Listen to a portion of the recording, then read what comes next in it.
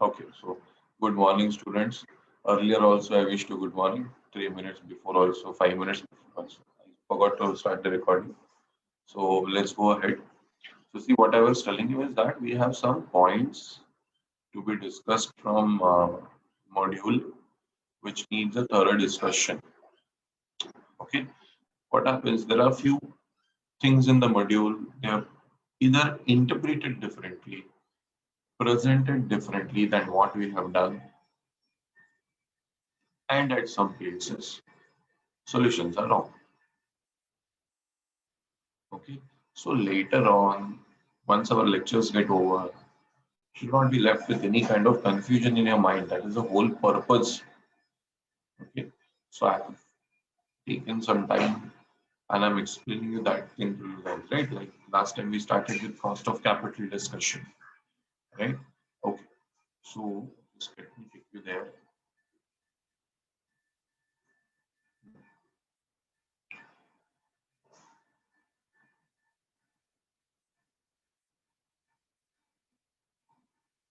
I hope we have discussed YTM, yield to maturity method, right now, friends. Okay.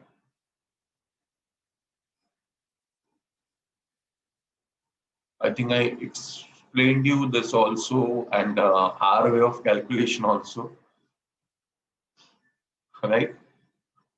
Uh, I think we solved this sum, right? And instead of doing this way, trial error, I think we went with the nth root, 25th root we did, and we got the same answer, correct?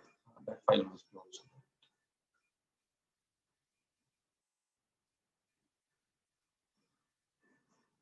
Ah, check this, right?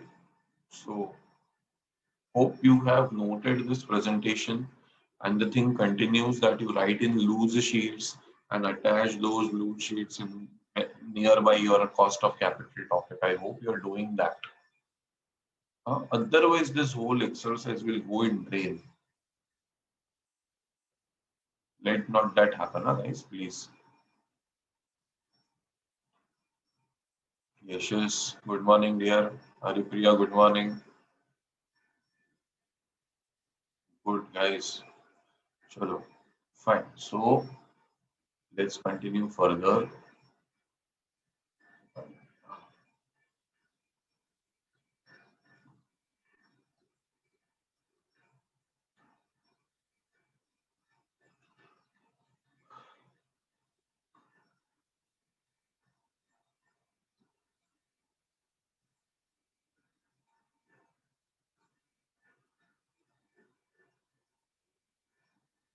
Just a minute, guys. One moment.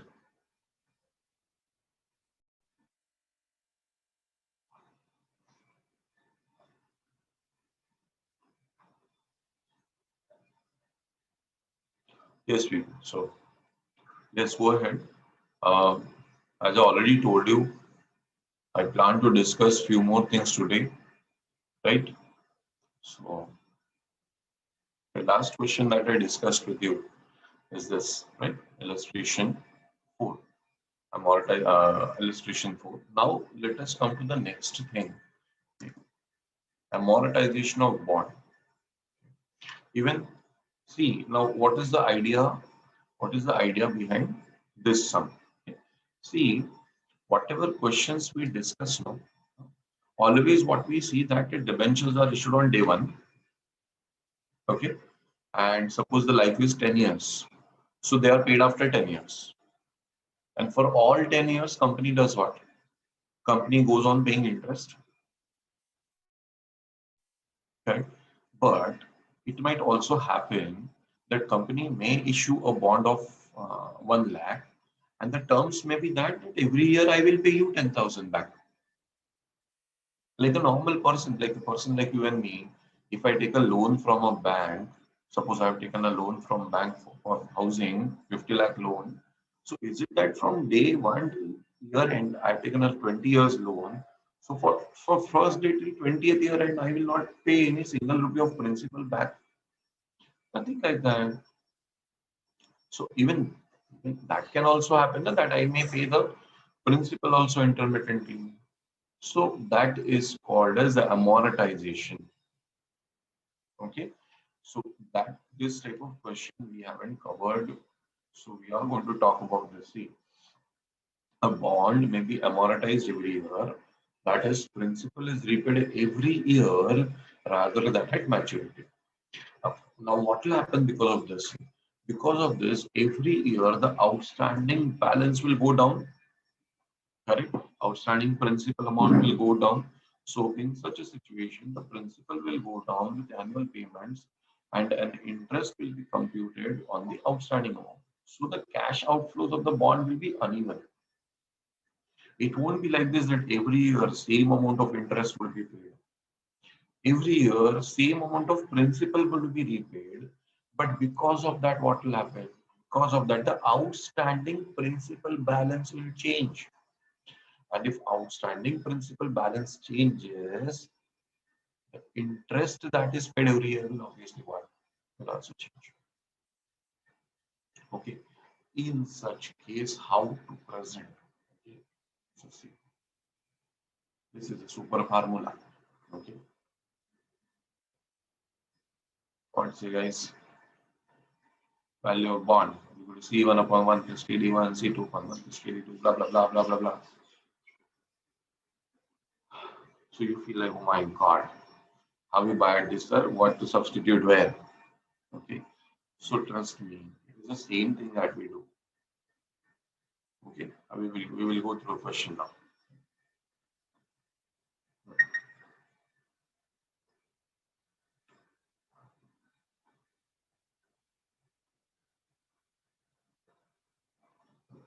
We'll go to the question. See, RBML is proposing to sell a 5-year bond of rupees how much? 5,000. 8% rate of interest per annum.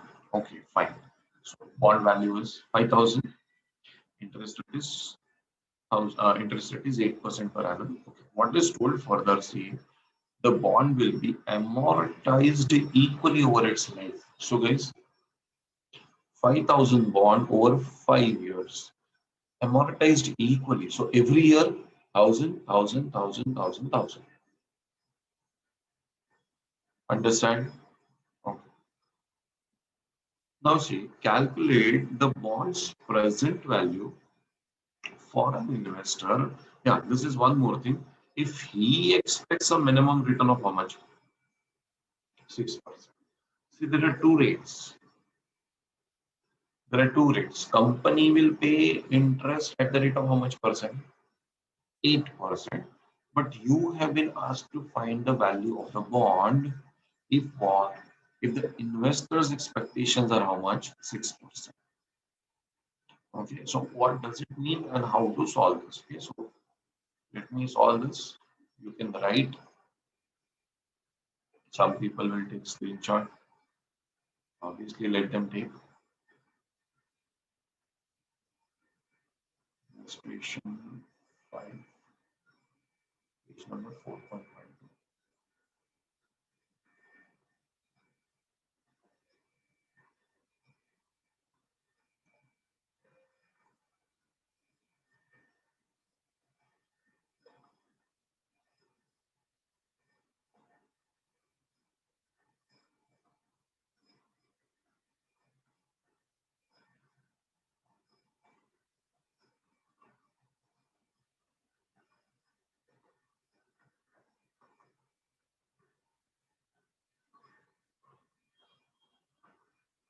Ah, Someshwar, I know. So I was expecting.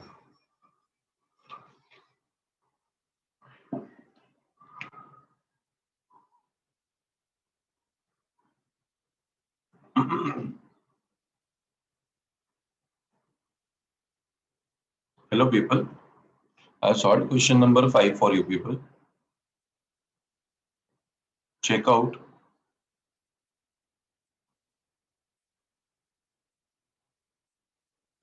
Question number 5 is already done for you people. Seriously.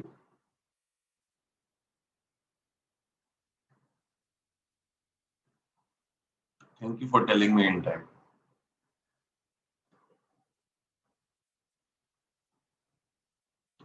We have not written. Explanation part is done only. Solution not done.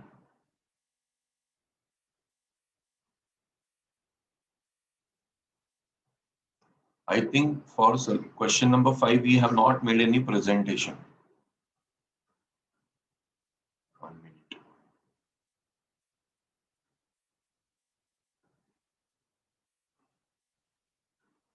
Audrey, you will confuse me. Yes, sir, you confuse every time. Sometimes we also confuse you.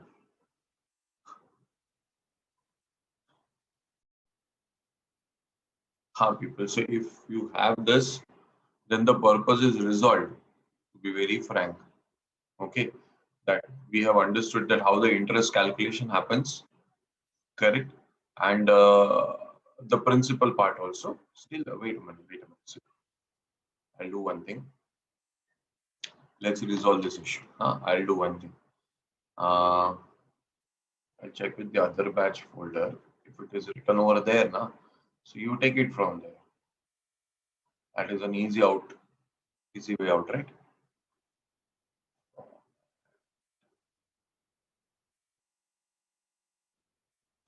Because having this with you guys is more important than anything else.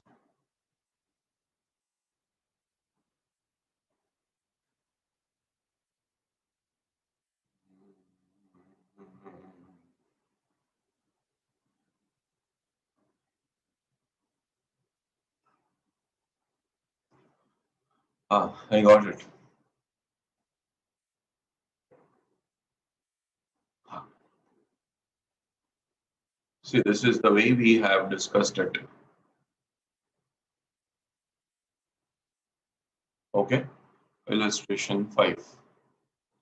So the same thing, See, face value 5,000, rate of interest is 8%, and is equal to how much? 5 years. And redemption is how the redemption is happening. It is happening this way. 1,000 rupees every year. Okay. So what should be the present value of bond if investor is expecting how much returns? If he is expecting what? 6%. Okay. So see, company will pay 1,000 rupees at the end of every year. Also pay interest at the rate of 8% per annum on what? Opening outstanding. So this is also important to understand. All these will be discounted at 6% per annum to find its present value, since what? Investors expects 6%. Okay. So repayment of principal will be 1,000 every year. So present value would be how it will be calculated. 1,000 rupees every year discounted at 6%, because see, investor has a target of earning how much percent? 6%. So whatever his rate of returns is discounted by that rate. Okay. So the present value comes to 4212. Then talking about payment of interest, see, year 1, 2, 3, 4, 5, opening outstanding returns. Say for example, we talk about year 1, opening outstanding is 5,000. How much would be repaid in the first year? 1,000 rupees. Closing outstanding would be 4,000. Now, interest will be calculated on what, guys? On opening balance. So, interest will be calculated on opening balance. Why? Because the repayment of installment is happening on the last day, na? So you used 5,000 for the full year, or you used 4,000 for the full year? 5,000, correct, people? That's why we will calculate interest on 5,000. Okay, fine. So the interest is 8% of 5,000, that is 800. Similarly, we will first continue till here. Later on multiply on this. Then 4,000 is remaining, 8% of that 320. 3,000's 8% is 240, and so on. Now again, all this is multiplied by what? Present value factor at 6%. So this is a net outflow of interest at the present value. So total present value of all payments received by investor. See, this is of the principal amount. and this is of the interest amount. So total is this much. So friends, tell me what is this 5262.08 precisely? It is the total of the all principal amounts received by the investors discounted at 6%, and this is the interest amount received by investors discounted at 6%. So this value is a value of all the payments that he will receive in future, present value discounted at 6%. So if company issues him the bond at this price, and in future he earns this kind of returns, this amount and this amount, then obviously what will be his rate of returns of invest earnings? Will be 6%. Did you get it? Now you can take a screenshot of this.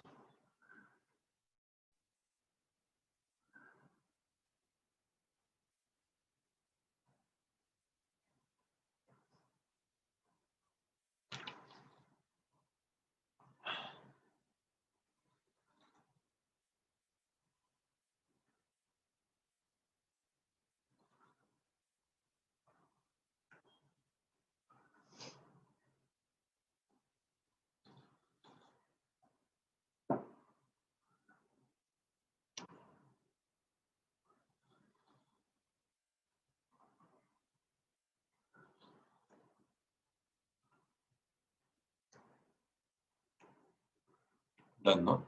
Okay.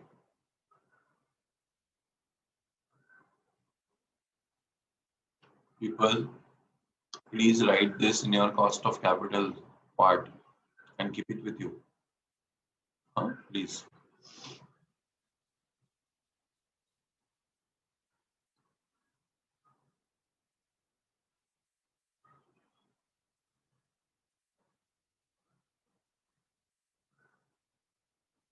So many files are open.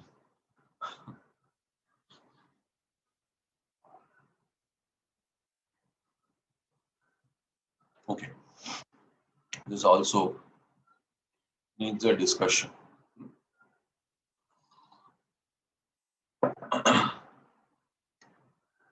See, people, cost of what? Convertible debentures.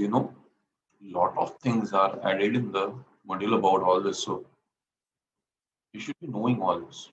See, what are convertible debentures? You understand? They are given an option. They can, at the time of redemption, get themselves converted into what?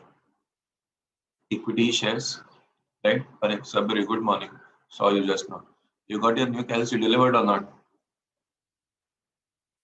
Yeah.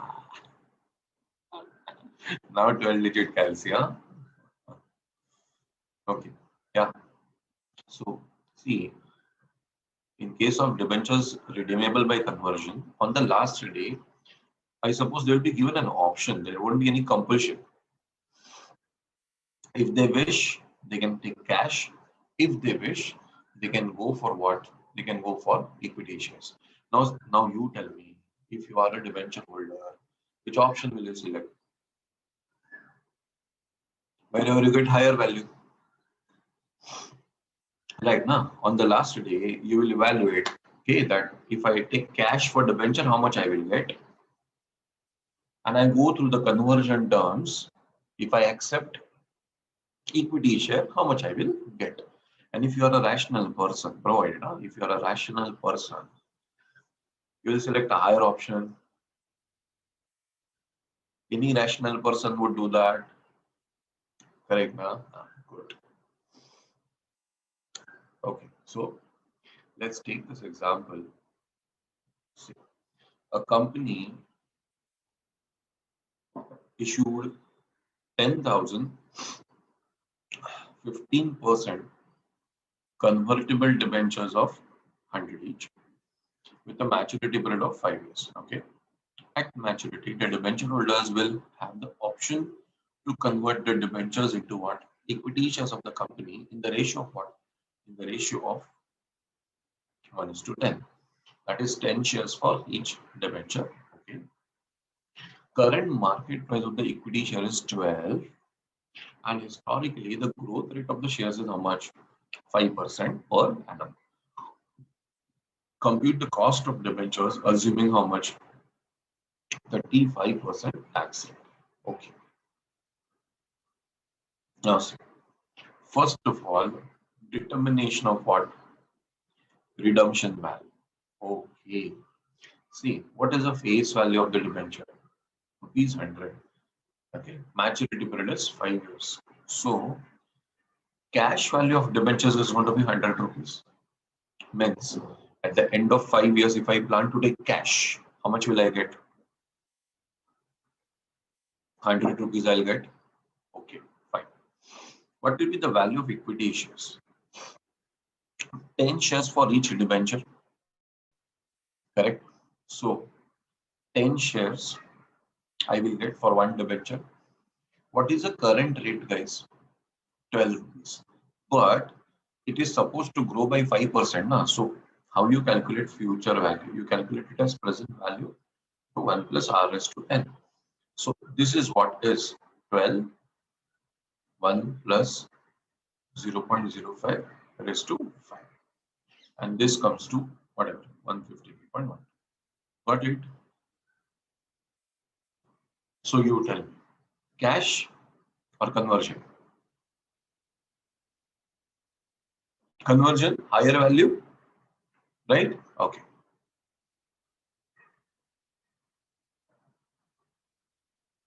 Yes, number 2, correct. Okay, fine. Now, here also they have done it in 2 ways, guys. Okay. Calculation of cost of convertible debentures using what? Approximation, the way we have learned it. Okay. See, they have done it alternative. You know, are you told that you do YTM method? No. So it remains an alternate only, right? So is it okay that we accept our answer as per approximation method? Yeah, it is absolutely okay. Yeah, if you are willing, you can do it that way. There's no harm in doing that, right? Means this is basically using present value method means only what this is yield to maturity. Huh? Because the rate of interest is how much percent? 15%. See, in yield to maturity, once they have discounted all the outflows by 15%, and once they have discounted it by 20%. And then you know how to present. Forget all this L and H. Present in our own way. Correct? Okay. Yeah, I know. How this 9.75 came? This is effective interest. How, sir? What is the rate of interest? 15%. What is the value of the debenture? 100. So interest should have been 15 rupees. But don't you think I should multiply it by 1 minus t? So 15 into 1 minus 0.35. 15 into 0.65. 9.75. And that confirms. Okay. So this is the effective interest. So see, here 0, 100 rupees, and it's put in the negative sign. So guys, this is what? This is inflow for the company. Correct? And all other amounts, they are what? Outflow for the company. Correct? I have already told you this also, that IRR is where you get the rate of returns, how much you're getting. YTM logic same but opposite. It's an outflow. Correct? That's why to the inflow they put a negative sign. I mean to say they put it in a bracket. Is that clear, guys? Okay. Is it mandatory to do this YTM? No. Not told in the question, so you can always go for what? You can always go for the regular formula. KD is equal to interest 1 minus T plus RV minus NP upon N, everything divided by RV plus NP upon 2. Can do that. Okay.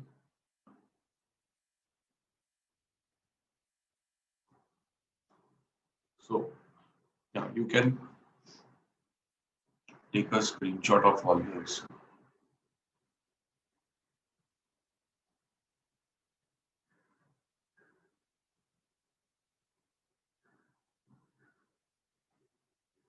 Wait, don't put the messages here.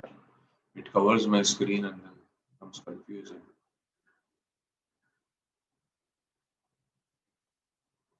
This should be enough.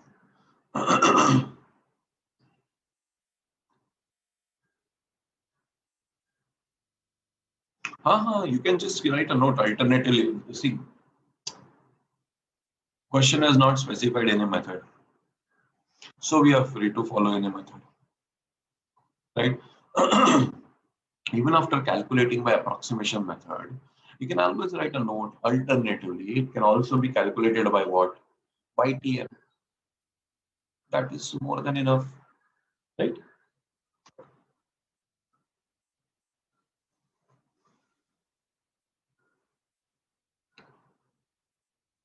Screenshot taken. Yeah. See, now once you take a screenshot, I doubt you will write this in your notebook. Correct? Now, seriously, I doubt you write this in notebook.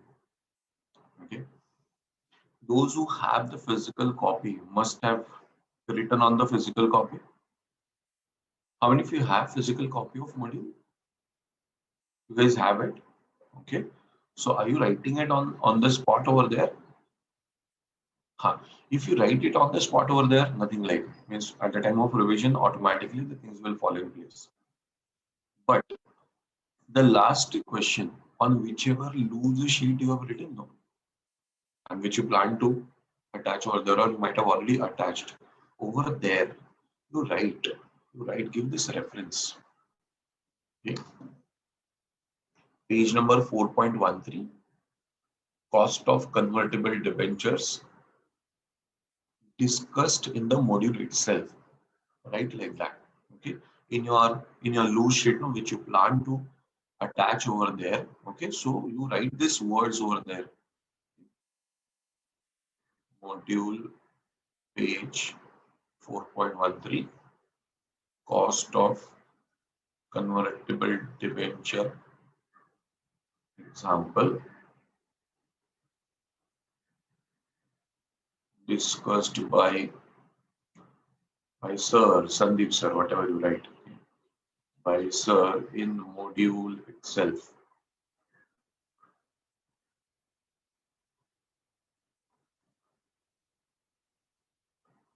There are two benefits. One, you will remember me, okay, and second most important, rather that is the first most important, that you will recollect, we had discussed this in modules that are given as the marking. You know, guys, what happens? Trust me, after a few days, we forget all this. It happens. It happens. That time we discussed in module. But just by writing these words, no, when you go through your notes, you recollect, one question we had discussed. When you open the module, I discussed. Otherwise, out of sight, out of mind, it happens. So, means I'm not talking for today, I'm talking for November, right? Till that time, we have to keep on refreshing all this, okay?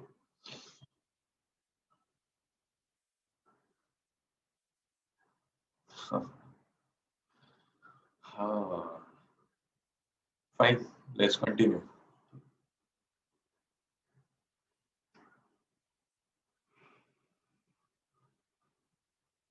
Cost of preference shares is very normal, right? Preference dividend upon the net proceeds. How do we write? You remember, na? We write what? Preference dividend upon net proceeds. Correct? Okay. Uh, this formula is also appearing same, no change. So this cost of preference shares and all that you can easily calculate. Cost of equity share capital, we have gone through massive discussion, right? See, these are the various methods that we have gone through. Yeah, the realized yield approach we need to discuss, guys. We need to discuss. We are going to discuss. Okay. This all you know, D upon P0, D1 upon P0. This all you know. Uh, Growth rate estimation, we have done a lot. Yeah. Realized yield approach is what we need to discuss, huh, guys? Give me some time. Uh, yes, realized yield approach we'll discuss. See, I'll tell you. Means what you know is no growth. What you know is constant growth. What you know is CAPM, right, friends? Correct. This is all what we have discussed. Correct. Realized yield approach. Somehow they had put only to the theory part in last few attempts, but now again they have put some questions on this. So just let me tell you that what happens in the realized yield approach. Realized yield approaches, you estimate the K from the yields, that is the income that you have actually realized in the past. The dividend that I get in the past, on the basis of that K is estimated. Growth approach is what? Growth is what you will get in future. Right now, it is plus growth. What dividend expected at the end of the first year, then add growth, constant growth. That is talking about the future values. Realized yield means whatever is already earned, realized. So it is going to estimate KE on the basis of the income dividend already earned in the past. That's a difference, right? Today, this is today. This is past, this is future. So growth approach talks about the future values. Realized rate approach talks about the past values. Right. Now, when this is valid, when you are pretty certain that whatever is earned in past, that will continue fairly in future also. See, for growth approach, what you are doing, you are taking the estimated values of future only. So you are using that estimates of future to estimate the K. And in realized yield approach, what you are doing, you are taking the past values to estimate the K which may come in future. So realized yield approach when will be useful? Realized yield approach will be useful when you think that whatever is earned in past, the same thing will continue in future. Then it is useful. Okay. So let's talk about it. See, realized yield approach. According to this approach, the average rate of return realized in the past few years is historically regarded as what? Expected return in future also. In simple words, as I told you, if you expect that whatever you earned in past will continue in future, then you call it as what? You go with realized rate approach. It computes cost of equity. This is what I told you. It computes what?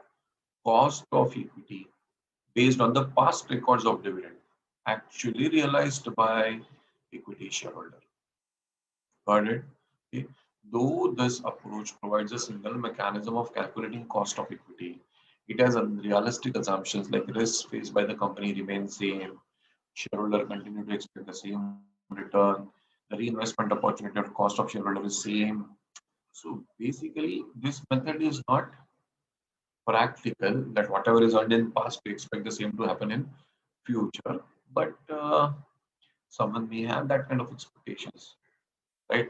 When we talk about no growth, we always feel that no growth is not practical. But in case you remember, I had given an example of a cooperative bank where my parents had invested money, right? They get the same rate of dividend every year, and they used to get the same rate of dividend every year, and they were very happy. So no growth is also okay. No growth, you remember, I'm talking about KE. No growth, zero growth. So K is equal to what? Only D1 upon P0. We had written whatever is received in first year, same is received in second and third and fourth and fifth till the end of the life. You know what? Uh, I had to make it from present to past. Okay, so it actually happened.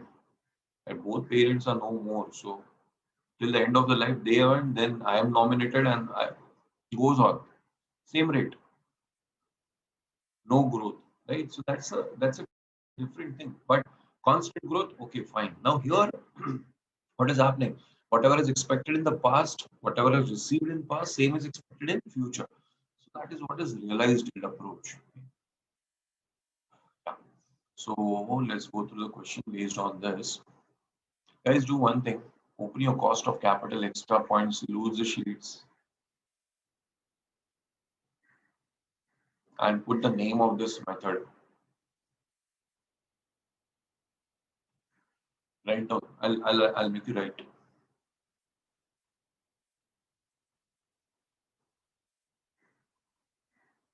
Estimation of KE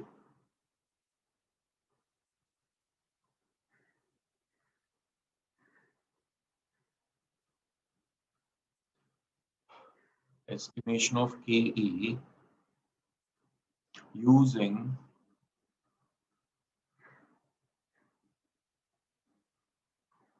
realized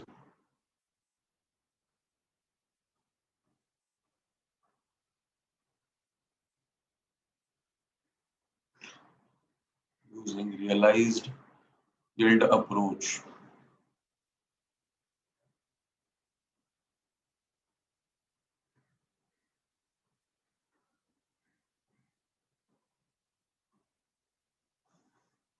Okay, estimation of KE using what? Realized yield approach. Right on the next line. In this method,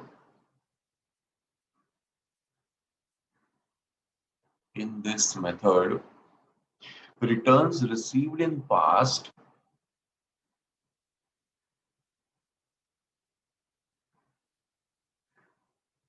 in this method, returns received in past are expected to continue in future.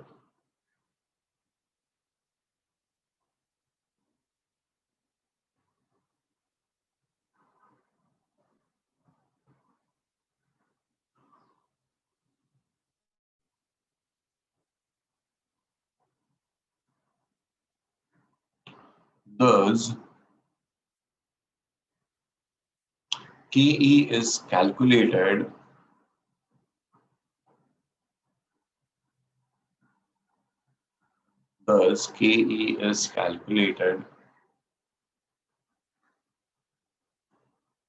on the real yields in the past, on the basis of real yields in the past.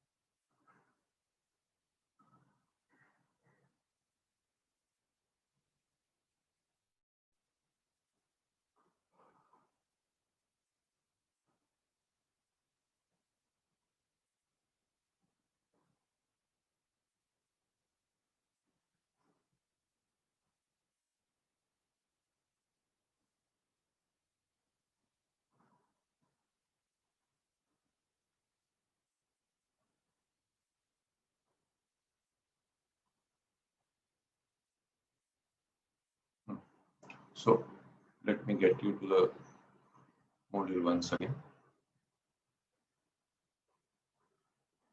See now. See what is happening. Let's go through illustration 10. Mr. Mehra had purchased a share of Alpha Limited for rupees 1,000. Okay. He received dividend for a period of 5 years at the rate of what? 10%. At the end of the fifth year, he sold the share of Alpha Limited for 1128. You are required to compute the cost of equity as per what? Realized yield approach. First of all, you realize that everything is in the past tense. Correct, people? Everything is in the past tense. He purchased the share for this value. he received a dividend for this rate and he sold it off at this rate, then what is his returns? What do you have to do? Tell me what we should do. Very simple. Every year he will receive certain dividend. Correct? Thousand. What is the face value? 1,000 rupees. Right? Dividend is at 10%. So listen. Every year, 100, 100, 100, 100, 100. For how many years? 5 years. Everybody understands that? 5 years, na? Okay. Because Rakshita is like this. 5 years. So I also got confused. I was about to see the question again. 5 years. Okay. So every year he will receive 100, 100, 100, 100, 100. For how many years? 5 years. Okay.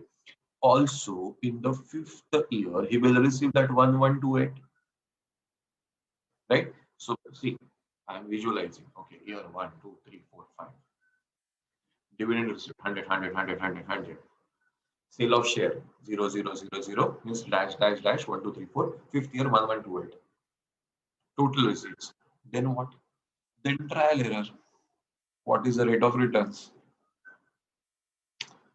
Discounted at various rates. Correct? Wait. Yeah, IRR sort of. Okay. This is the best part, man. They directly know that it is 12%. I love them for this. Huh? Listen, don't take screenshot. You're supposed to do trial error, huh? But from some table they already know that it is 12%. So they had trial, but they had no error. Okay, I wish you become that expert in maths. See, when you go through the solution, you realize the discount rate which equalizes these two is 12%. At 10, that directly calculated by 12% came to the current investment value 1,000 rupees. Matter finish. So returns are 12%. So give me a time. Uh, See this. How we would present sensibly. Okay. See. Initial investment 1,000 rupees. Hello, peoples. You understand what is happening? Initial investment is how much? 1,000 rupees. Okay, fine. Then returns. See, year 1, 2, 3, 4, 5. Every year you will get how much? 100 rupees. And selling price 112. So this is your earnings 100, 100, 100, and this 100 plus 112 as 1228. Okay. Then here onwards you do trial error, that is try by 11%, 12%, 13%. So multiply by present value factors of that till you get the present value is how much? 1,000. Correct? Till you get the present value how much? 1,000. Because how much you invested today? 1,000. Or let's say you invested 5 years back, 1,000. So whatever you are getting no returns, that you have to go on discounting till you get what? Till you get the present value is how much? 1,000. Wherever you get present value is 1,000, that is your rate of returns. Understood? Uh, I hope everybody is clear to this. If you have a doubt, then ask right now. Are you writing this?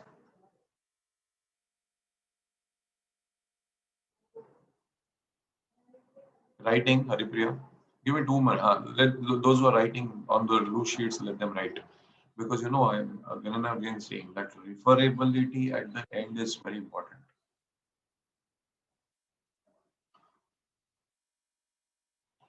So, Meshwar, what video did you send me? My own Instagram video you sent me. Then what? Because I missed it.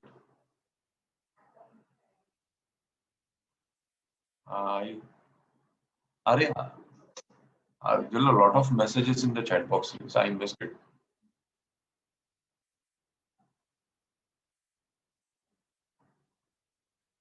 Sending again.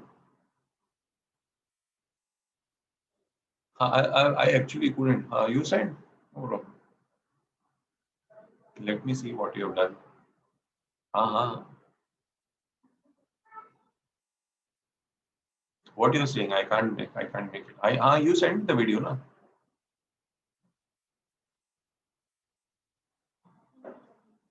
I can't understand what you're saying. You need the video. I said yes. Not audible or what? Right now you send. It's okay. Huh. Is it mandatory that I should see at the end only?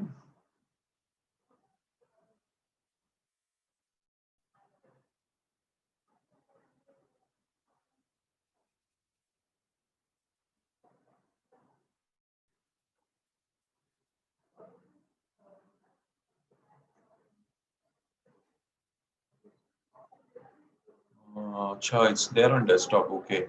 I thought it went to download. Okay. Check. Let me see what you've done. 2 minutes, huh, guys? I don't know what this fellow is doing. So many files are open. God.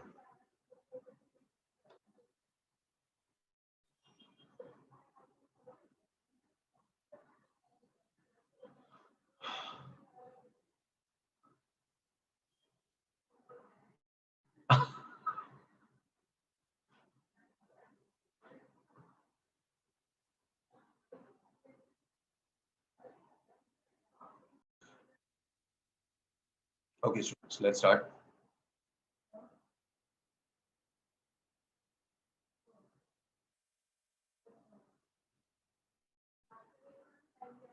Hmm.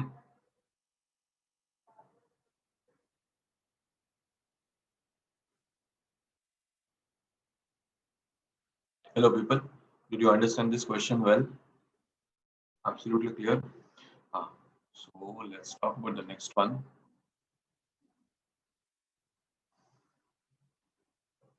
Cost of capital. Lot many concepts added guys in this module. So if you don't discuss this and you open the module later on, you'll go crazy. Huh. Let's talk about this. Let's talk about question number 11. Everything happening proper now? Audible, visible, screen visible. Calculate cost of equity from the following data using realized yield approach. Okay, again, using what? Realized yield approach. Year one, dividend per share is 1, so on. Okay. And price per share at the beginning of the particular year. Huh? Please understand this. Price per share what at the beginning of the particular year. So you know what? How the pairing is happening. This is dividend in the year one, and this is price at the beginning of year two. Means actually speaking, price at the end of year one. So actually, this and this is paired. This and this is paired. You understood what I talk? Sometimes you understand, sir. Nothing like that. Have you understood what I said? Huh? Okay. Okay. Okay. Fine. So what you have to do? You have to calculate from the following data using what realized yield approach. Okay. So let's see. See a little of, I'll tell you one thing. What they have done over here, now they have used geometric mean. So students, can't I use arithmetic mean also? Any problem if I use arithmetic mean? No. So you can calculate geometric mean.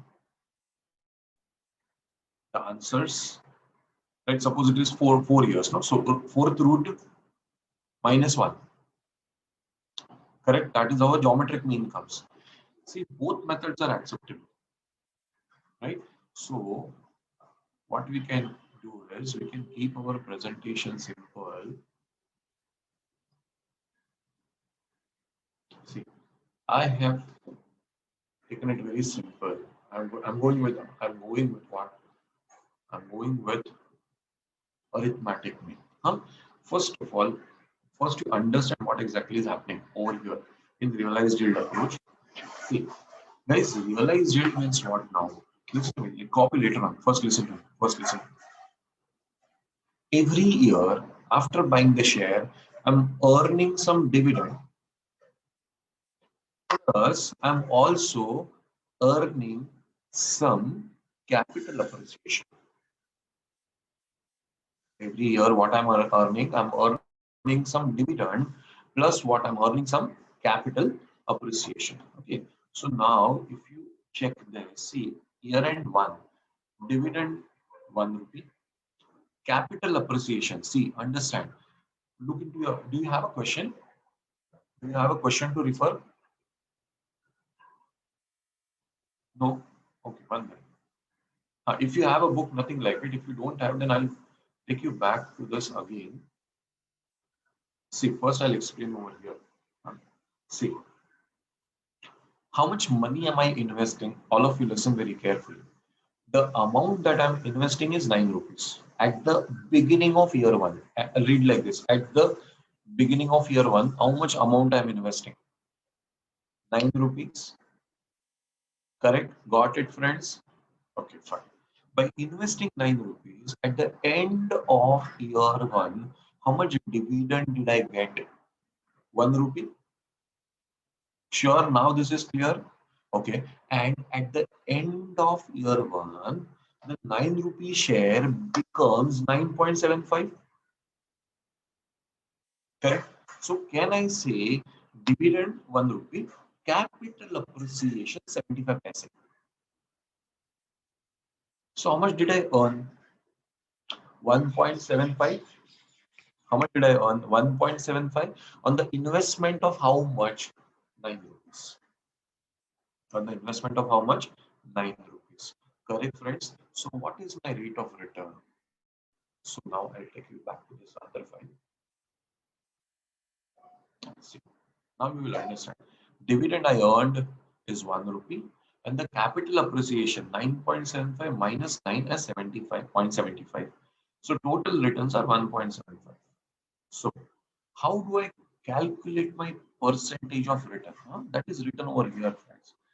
Dividend plus what? Capital appreciation divided by initial price. Is that understood? How much dividend I earn in the first year? 1 rupee. How much is the capital appreciation? 0.75 rupees. Total income 1.75. And initial investment 9 rupees. Correct, friends? So, what is the rate of returns? The rate of return is 19.44%. Now, if you see the module note, they have presented it in a little different way. See, can you see that 1 plus year 1? You see this is our rate.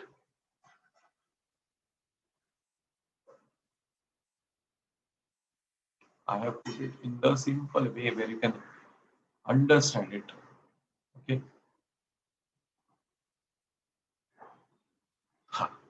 See, 19.44. What's the people? Is it the same thing? It's the same thing, but in a little more understandable manner. Right? Now you see, next year price becomes 11.50. Okay, year end 2 is 11.50. Okay, I'll show again. Question I will keep showing. It's okay. I have to toggle. It's okay. Some people don't have module, no? See, at year end 2 is this value. I told you that this is paired like this. So in year 2, how much dividend did I earn? 1 rupee, right? And year end 2 price is 11.50.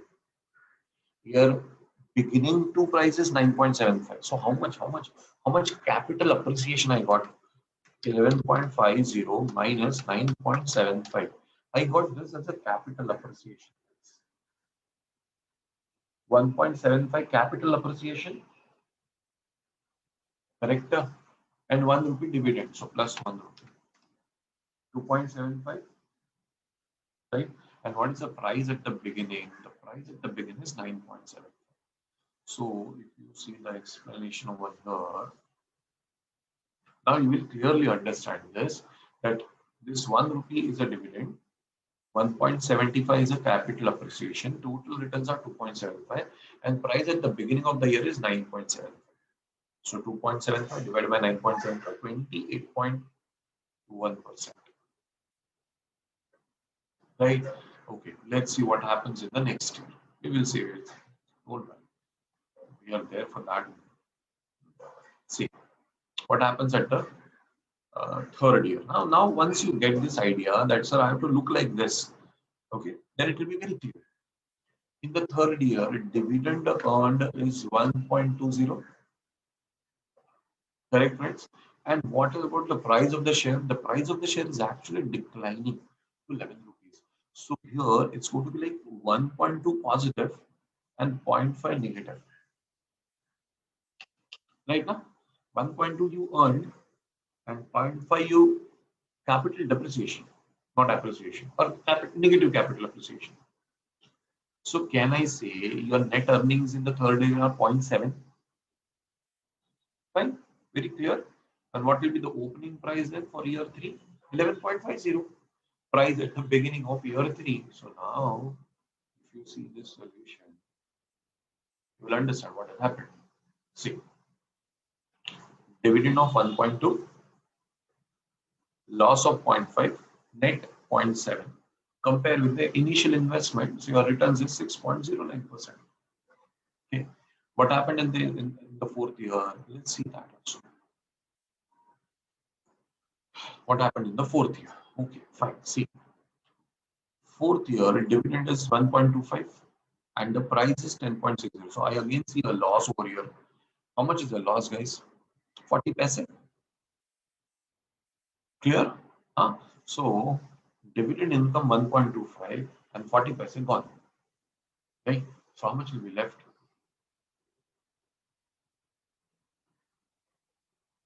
See, 85 paise will be left in our hand. 1.25 dividend, 40 paise capital depreciation. Compare with the opening price. So these are your returns. So return number 1, return number 2, return number 3, return number 4. I have taken KE as a simple average. Okay, what I have done, arithmetic mean. Simple. I got 15.37, they got 15%. Right, friends? So I'll show you this bit.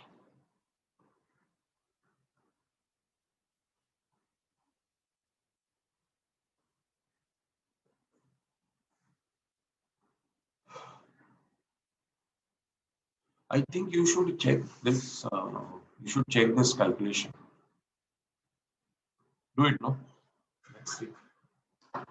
1.1944 into 1.2821 into 1.0609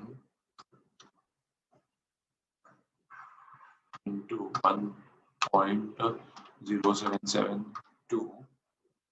Whatever comes, 2 times root sign, correct? Na? Fourth root means 2 times root sign. And then minus 1. Okay, they got it 15.02, 15.15016 now. So 1502. So that is fine. So we are quite close to it. They got it 15.03. Okay. Yeah. So see, that is the difference because of what? Because of the method. Right? But I think this explanation makes it pretty clear to you that what exactly is happening. After understanding this, you may say, no, sir, what I will do is I will follow the module. I'll go with geometric mean. But see, the geometric mean part also you'll understand after understanding this yearly returns, that how that yearly returns are generated. Have you people understood that yearly return part? Okay. So I'm there for 2 minutes, taking a breath. So those who are noting down, let them note it down.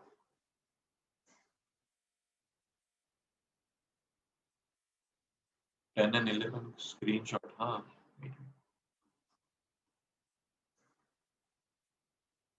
Fine.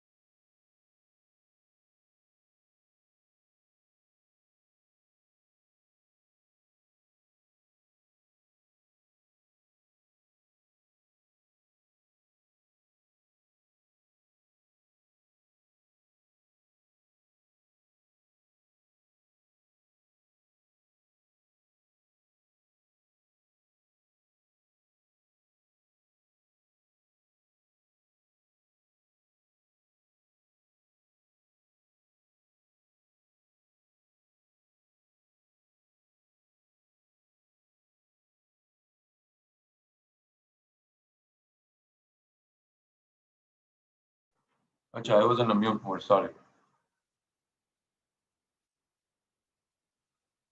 Are you done, guys? Still writing.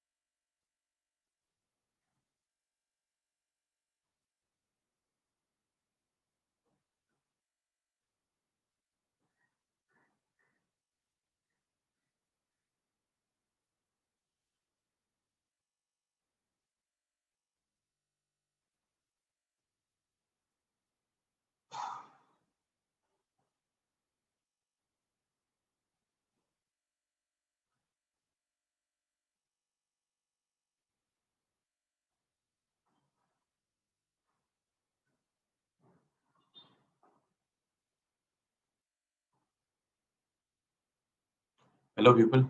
Done or not? Should I assume that you all are done? Hmm? Okay, good. Done, huh? Okay. Sure. Let's go ahead. Yeah, yeah. So,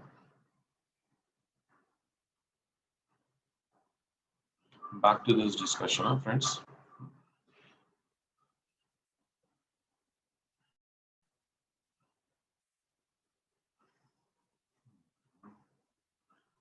CAPM we are done with. We know this formula.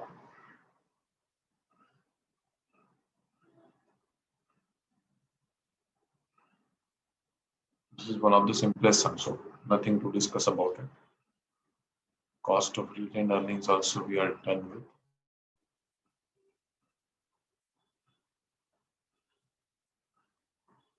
WACC we are aware of. Calculation of KO. There are two weights, right? Book value weight or choice of weight. Book value weight or market value weight.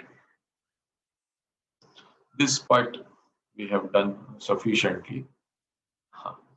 This is a question that I have to discuss with you guys. Look at you have our classes notes with you, right? So look at this question and identify this question in our classes notes.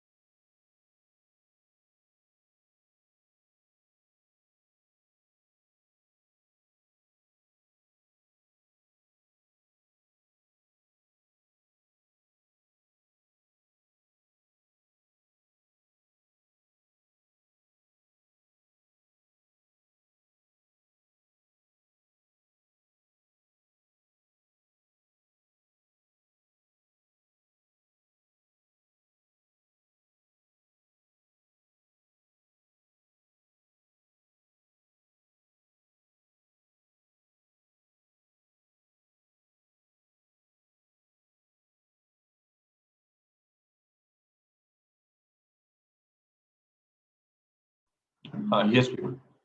So you identified the question, right? Huh? That is question number 8, correct? Yeah. But see, this question was earlier there in the old module also. Okay. Now listen, how differences crop up. Okay. And when you go in detail, when you people do detailed study only just before the exam, right? And then that time you go restless, correct? You have the question number 8 in front of you, correct? Go till the end. Now I will show this till the end. I've shown only the initial part, and there is a big change in the last line. They're asking to use YTM method to calculate cost of debentures and a preferential also. Ah, this is a change in the module. In the earlier module, it was nothing like this. Okay, you people will not have old module. Obviously, will have the new module. Right? Give me a moment. I'll show you.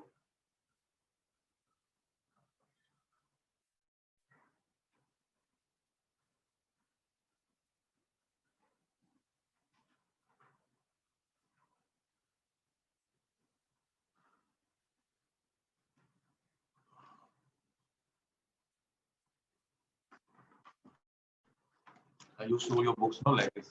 See this, like that. I'm showing. See this. Yeah. Okay. So wait.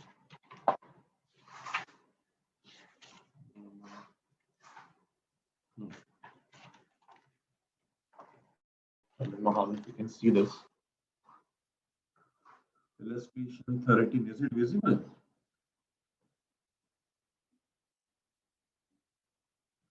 It's the same thing. Okay. It's the same question. Huh?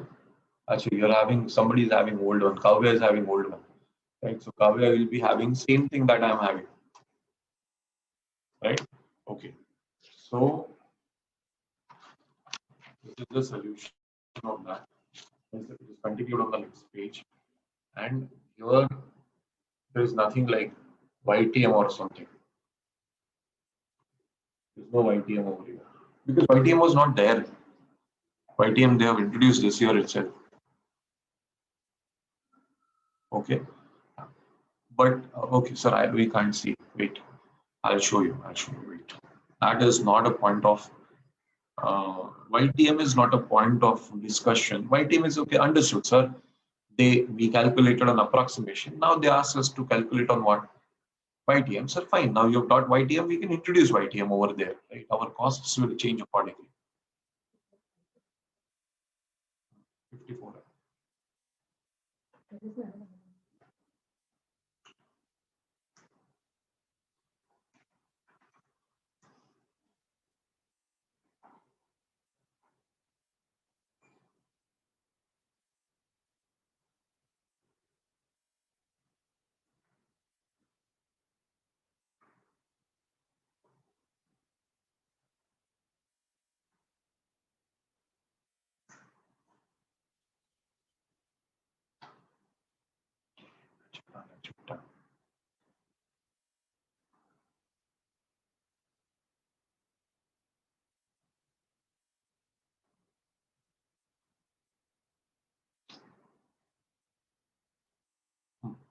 See, right?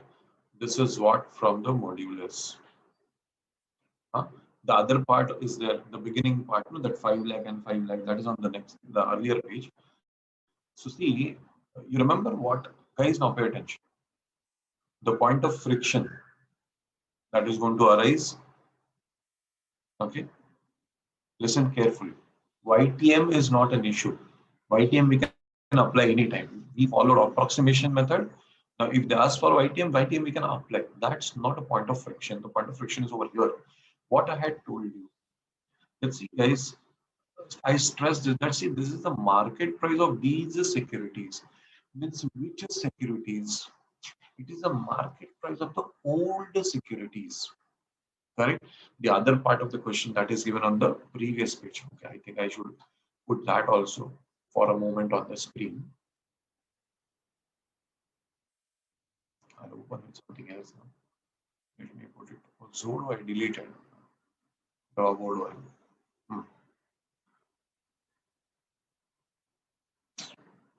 Atras, yaar.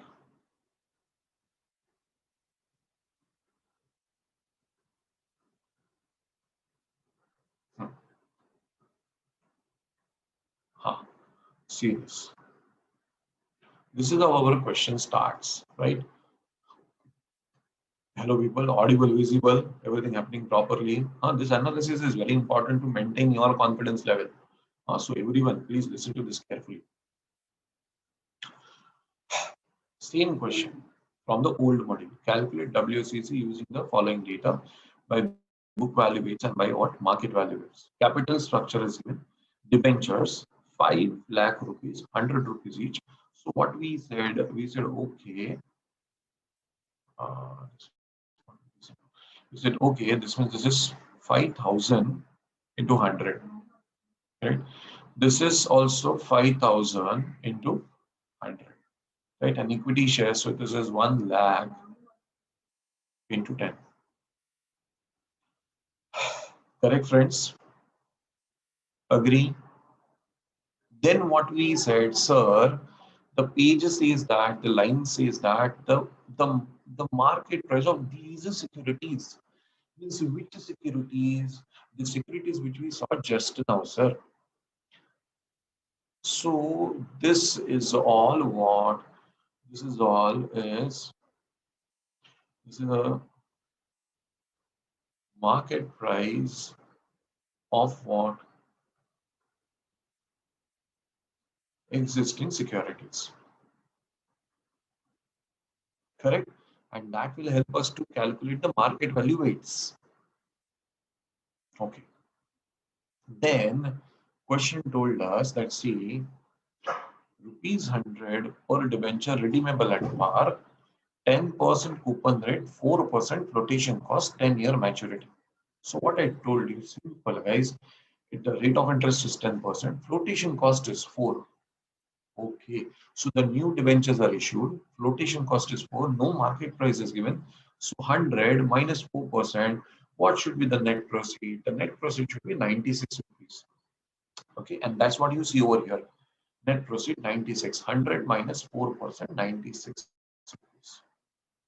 And nothing told about the current price. So nothing told about the redemption. Achha, no, it is told redeemable at par. So redemption value we take how much? 100. This is how we have solved, friends. This is how we have solved, right? Now, in one solution, they put it like this. Okay, and now when you come to your original cost of capital new solution, see, rest of the things are not no issue at all. But what they have done, they have taken this 105 minus 4%.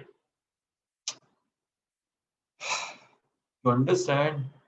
This 105 is a market value of what? It's a market value of existing debentures. Nowhere it is told that the new debentures are issued at 105. You see contradictory solution in old module and new module. What we took as 100 as per the old module, now they change it to 105. But this is not correct.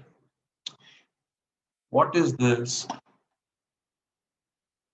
This is such a clear question. These are the debentures. This is a face value of debentures.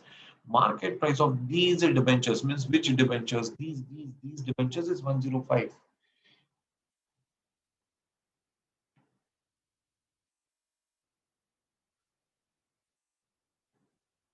Okay. So in the old module, it is very clearly shown. Same question. Okay. Forget that YTM part. But otherwise, it is the same question. So if this is a market price of existing debentures and nothing is told about the new debentures, the new debentures are issued at 100 minus 4%, 96.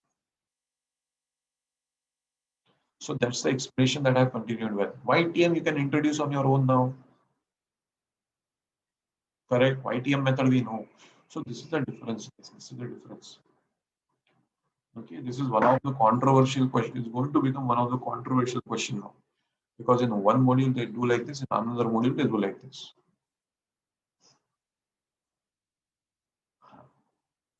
Right? All those having new module and all those having old module, understand this. This is a point of controversy raised by the module maker himself. Right? I have a simple understanding that this is a value, the 105 is a value of which debentures, the old debentures. Nothing told about the issue price of the new debentures. So 100 minus 4% of flotation cost 96. Okay, and always safeguard your answer by writing a note. If you feel that, okay, sir, this might be a point of argument, so write a note below. Simple, write a note below. What do you write in old module? It is different, new module is different. I've done old module. Don't write that. That's not a note. You write like this, okay, that in the absence of information, it is assumed that new debentures are issued at face value. 105 is treated as a market price of the existing debentures. Understood? Write in bold capital in your solution. Suppose this question comes in exam.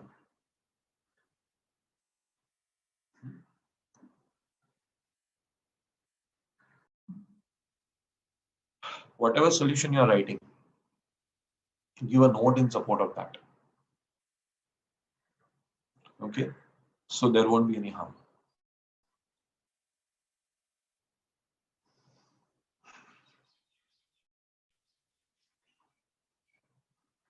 I hope I'm able to drive the necessary point in your mind, right? That is more important.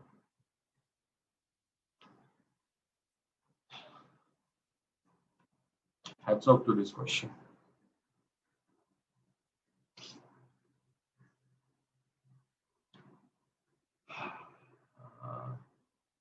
The rest of the things are okay.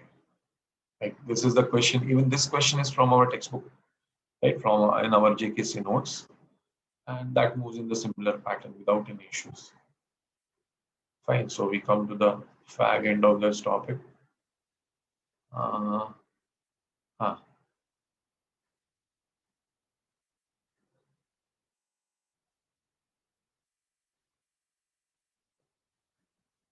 Just taking a quick look for something different. Masco we have done, right?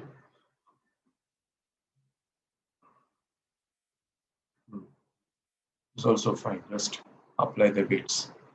Okay, you can manage this. Okay, people, let's take a break for a few minutes, right? So make sure whatever other videos you have, you send me. It'll be interesting to see what you've done.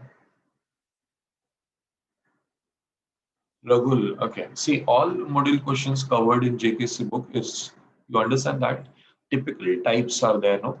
So we have covered probably sums in such a manner that the types are covered. Okay, because we just don't take questions from the module. We have few questions formed on our own. We have few questions coming from the past exams. Okay, coming in some other course. Okay. Uh, wait.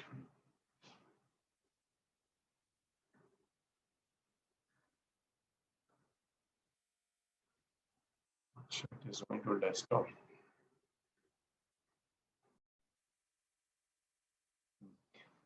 Okay, no problem. Sure, we'll take a quick break and then resume back. Huh?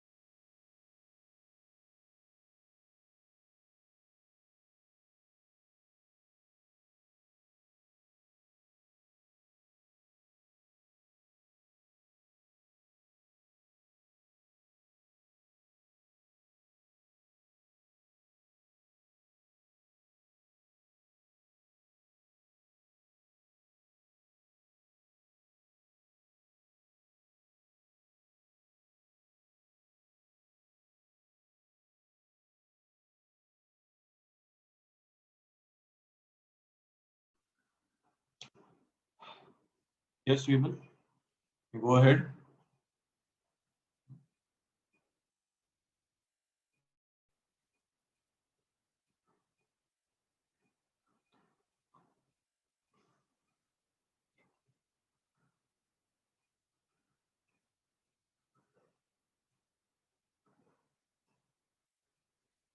Hmm. So see, this topic is discussed to my best possibility. Hmm. One more. Actually, you've gone through the questions of risk analysis and capital budgeting. One more point, guys. One more point. Uh, You remember this topic, the one which we completed before this capital budgeting and risk analysis, right? We saw a few methods, like the first one was risk adjusted discount rate. Ah, finally, I remember, sir. Now I remember. Suddenly, what method? Sir, we give you the long promise, sir. We'll remember everything till the November 21, sir. Wow. La, la, la. Then, like, suddenly, risk adjusted. Yes. Now I remember, sir. What is the second method? Approach, correct. Certainty equivalent approach. I was telling you, sir. You did not. My video was blocked, sir. See, you people understand that whenever I tell you all this, hey, see what happens if you don't revise in between. This is what will happen. Okay, so we should have short spans of revision in between. Huh? They are very important. Yesterday also, I was talking to one student. Sir, when we will do revision? Sir, no time, sir. The same thing, guys. Don't keep it formal that you will sit on the table for 4 5 hours, right? Keep it simple. Make it soft copy. In the break, you are relaxing after the lecture. 20 minutes, you just go through the initial theory part that we have discussed. Either I have made you write refer JKC notes or I have given you some extra points. Refer that theory part. Just go through on the mobile.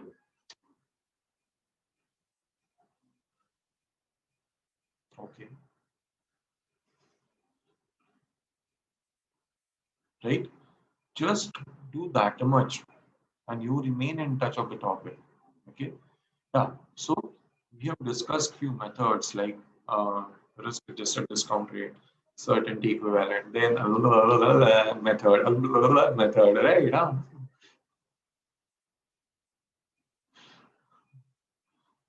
So one of them, one of the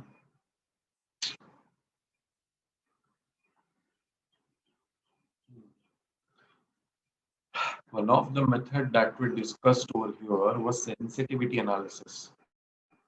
Remember that we go on making change in each and every variable individually, right?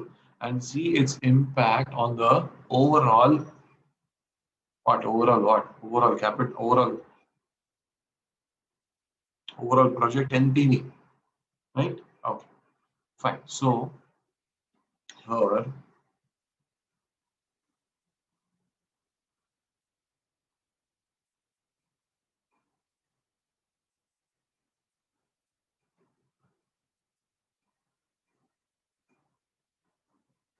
when we had a question on the basis of to be discussed.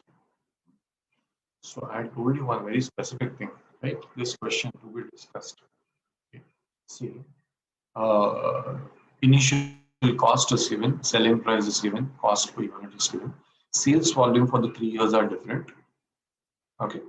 and discounting rate is 10%, that becomes KO. You are required to measure the sensitivity of the project in relation to each of the following parameters: selling price per unit, unit cost, sales volume, initial outlay, then project lifetime, and so on. Right? What specific point I had told you? What specific point I told you? See, question does not specify any percentage. Correct? Question does not specify any percentage change. Earlier, two questions in the classwork section we had done. In one question, the percentage change was 2.5% adverse, and in another question, it was 10%. Seriously, you remember now? Okay, okay, good. It took 3 minutes to remember, correct?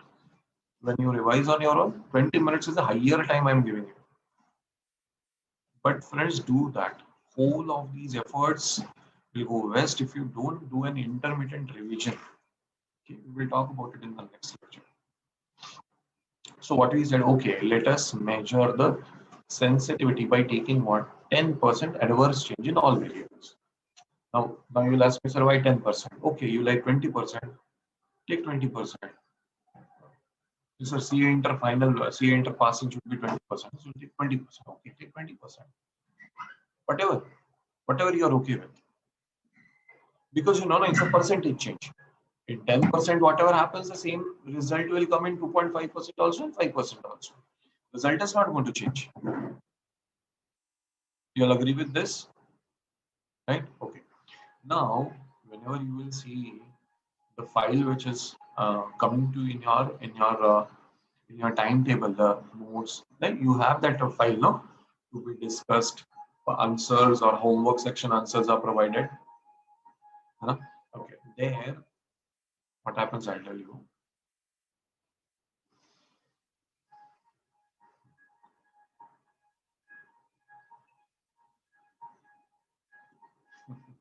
So much already written over here. Wait, I'll just do little of Jadu Pocha over here.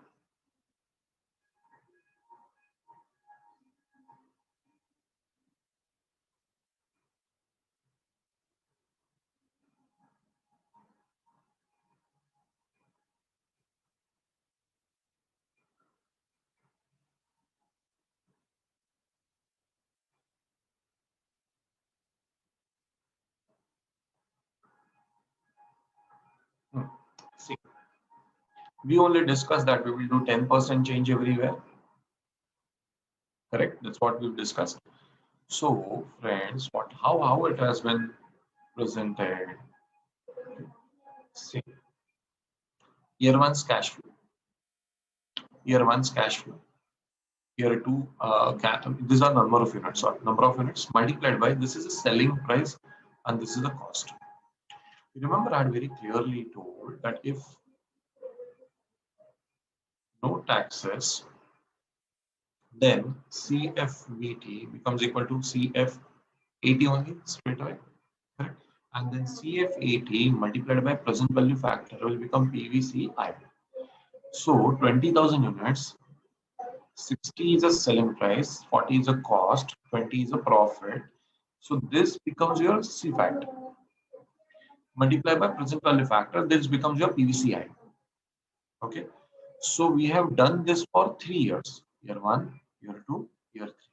So this is a total PVCI minus this 10 lakh is PVCO. So NPV becomes 31026. This is the original base NPV. Okay. Then what have you done? You have done 10% decrease in the selling price. So instead of 60, what have you done? You have taken 54 and recalculated. Come on, can I understand this much? Okay. No issue. Then see, unit cost will increase by 10%. So earlier the original unit cost is 40. The original unit cost is 40. That we increase by 10% becomes how much? 44. And recalculate it. Right, fine. Rest of the part you understand. You calculating the sensitivity and all that part you understand. Okay, yeah, good. Now sales volume. Okay, fine. Sales volume, what we have done? We have decreased it by 10%. How, sir? See, original sales volume units is sold is 20,000.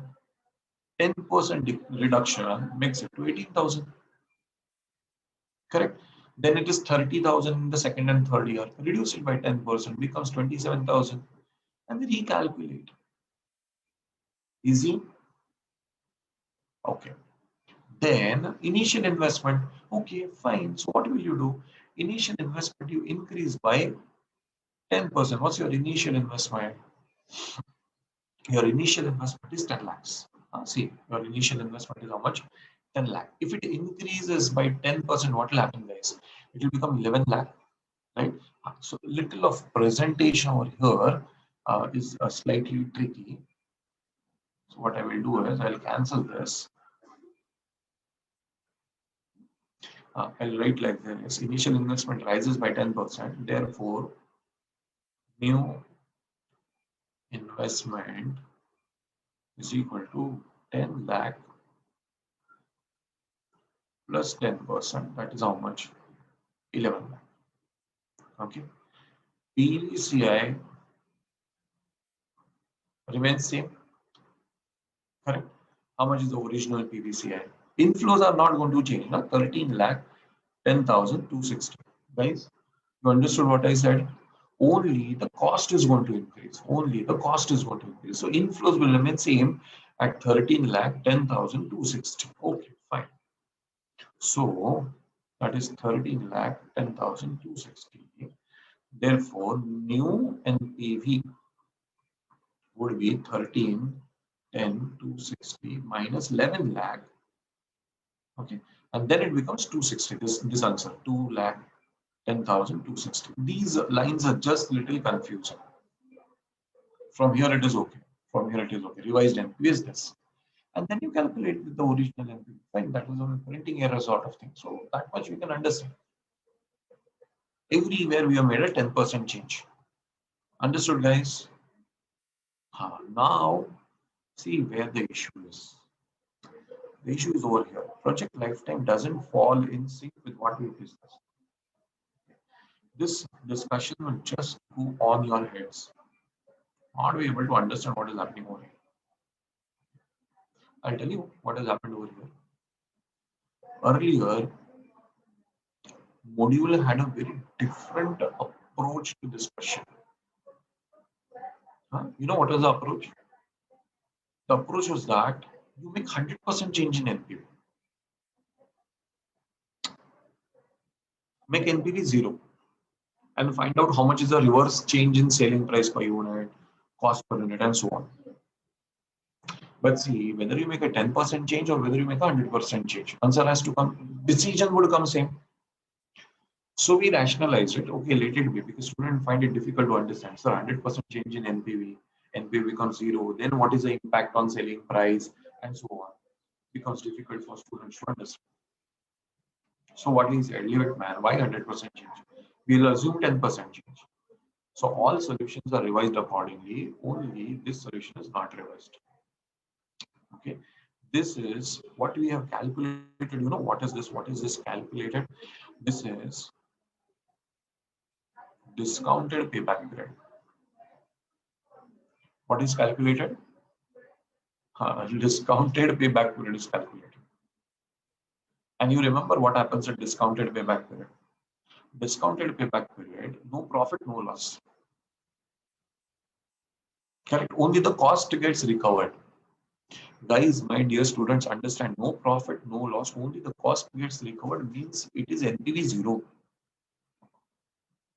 Because this is discounted values. You take PVCI and PVCO to compare. You don't take CFATs to compare in discounted payback period. So here NPV becomes 0, means percentage change is how much? 100%. Right? So what is to be understood from this? It is to be understood this: if life changes to 2.31 years, then NPV is equal to 0. Understood? from 3 years. Now discounted payback period we calculated is 2.31 years. Means what? If the life becomes 2.31 years, then NPV will become 0. So they have calculated the percentage change in life. The percentage change in life is 23%. So what I would say, percentage change in life and percentage change in NPV. When there is a 23% change in life, NPV has changed 100%. But all other changes we have done 10%. So here also we should do 10% to have a comparability. Okay. Now you tell me adverse impact of 10% on the life of the project. What should happen? Life of the project should increase. Sorry, or life of the project should decrease. Should decrease. Adverse impact on the life of the project. Life of the project should decrease. Okay.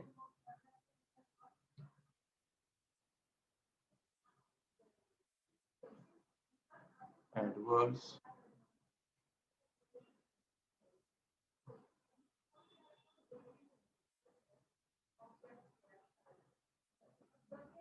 adverse impact on 1 minute.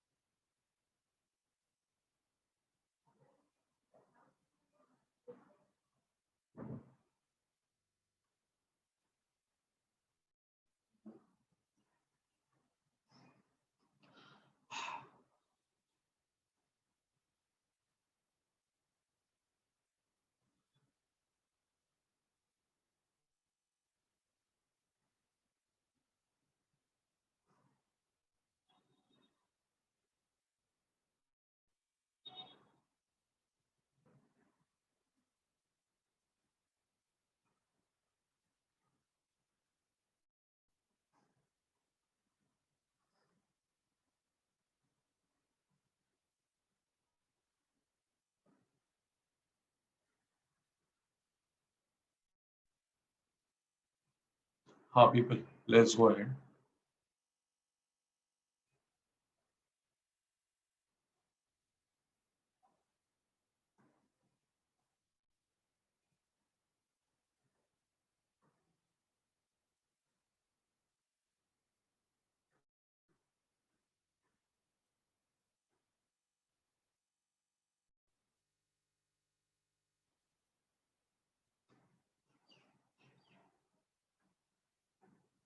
Hariharan.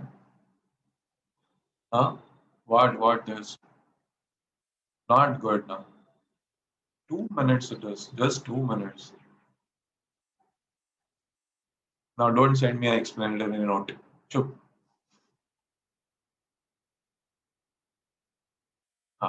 Get back to this. Pay attention over here. Come on, come on, come on. So adverse impact on life. What will happen?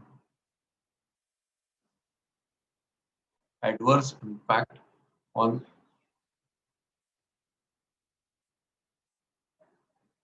lifetime. That is, it will reduce by 10%.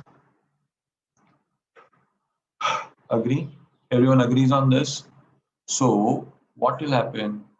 Therefore, new life would be 3 minus 10%, that is 2.7 years.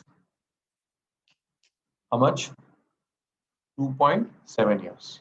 So what does it mean, Bachapati? First year cash inflow full. Second year cash inflow full. But third year, how much will you take? Only 70% of the whole year. You want 2.7 years, na? Right? So how the cash inflow will come? So year one, okay, full. Year 1, 2, 3. Year one's full cash flow, right? Uh, yeah, this is the discounted value. Now let me just check. 363, 495, 450. Okay. So year one, how much will be the cash flow? Same. 363, 640 full. Year 2, how much will I take? Year 2 also I'll take same 495, 840. But in year 3, it's 4,50,780. Correct? 4 lakh. What is it? 4,50,180 or 780?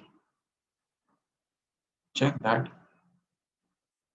What is our original value? Uh, 6 lakhs into 0.7513. 4,50,780. Then this must be some printing error. I have to check the whole thing again. 363, 640 plus 495, 840 plus 4,50,780. Acha, this total is correct. This is only wrong. This is only wrong. This is coming same, 13,10,260. Okay.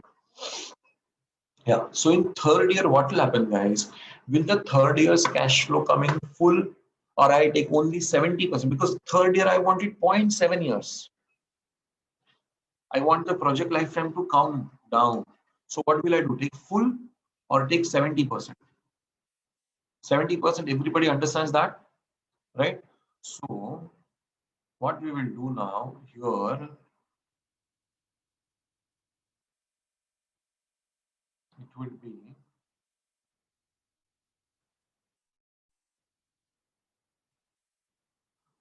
4,50,780 into 70%. Okay, so 4,50,780 into 70% gives me 315,546. Correct, friends? Right?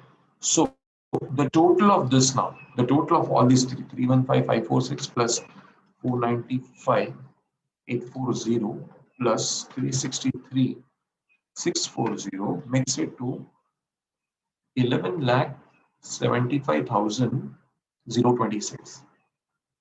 This is our new PVCI minus 10 lakh. This is our PVCO. So what will be our new NPV? So new NPV would be 1,75,026. Okay. So now, can we find percentage change in NPV? Therefore, percentage change in NPV is equal to change upon original into 100. First of all, you can write the original, 310,260. Yeah, 310,260. 310,260. So what will be the change? Difference between the two? Minus 310,260 comes to 135 to 34.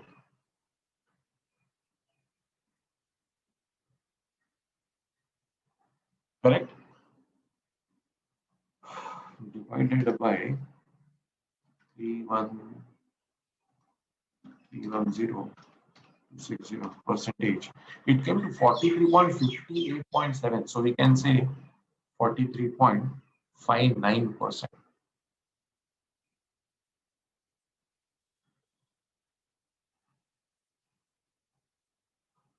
People, what I'm discussing, am I doing a solo performance, or you are also there? You are there. You're actively forming part of this, able to understand what is happening. You understood that they have made a 100% change in NPV. Okay. Now let's do one thing. We will prove ourselves by one more way. What is this? Cross multiply. Correct? Why not that? What is this? Oh, Gambo. No, people. Cross multiply. See, we have this. Hello? Why did I leave this line, man? I'm not just that it is by fluke.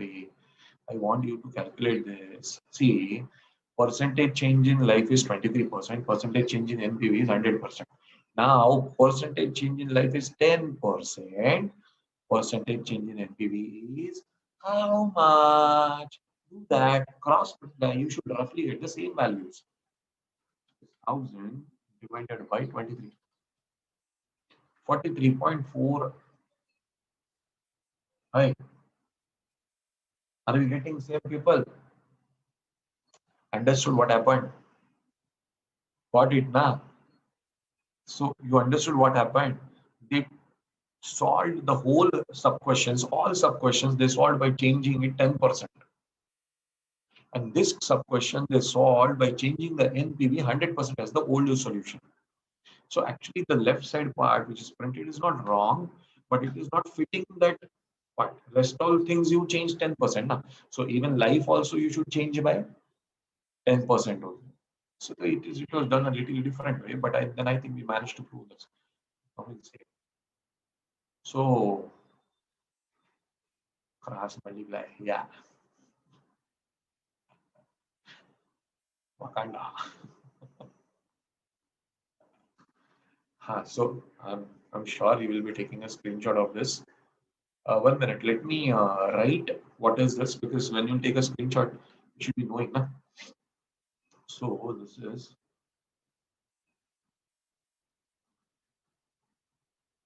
risk analysis in capital budgeting to be discussed. Question 1, part E. Right, so that will be very clear to you all.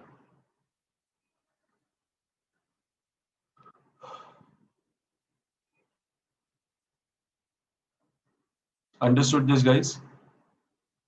Huh? Please make a note of this. We write now, Shuk, right now in your notes. Open this question. Right now in your notes, JKC notes, to be discussed in class. Open the question and write over there in your notes. Okay, that part E discussed by Sandeep sir. Okay, and we have to carry out like this part E discussed separately by sir.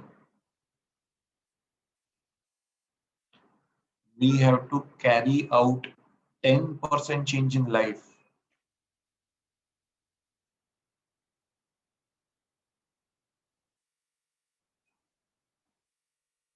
Okay, so this doesn't remain a doubt now. Fine. And give your reference the way you okay. What do you want me to? You want to write over there, Someshwar? You're not used to you writing, man. What is this? You should take audio screenshot, audio recording, no? Now, how you write? What is that? Last lecture you start writing. So you want to write over there? Right. Yes. No, jokes apart. But write over there. You will go to the question and write over there. Part E, specifically discussed by sir.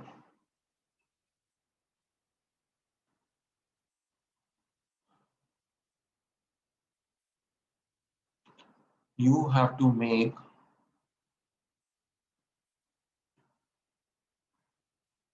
10% change in the project life.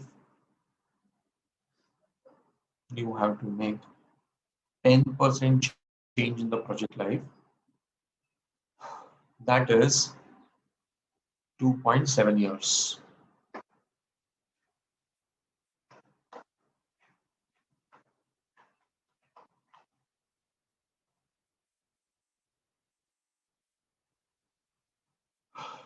What are you doing with this part? Taking a screenshot or making a quick note of this in your solutions? Taking a screenshot, but will you update this in your book? After my lecture, immediately write down this, guys, please. Otherwise, this process is of no use. Please.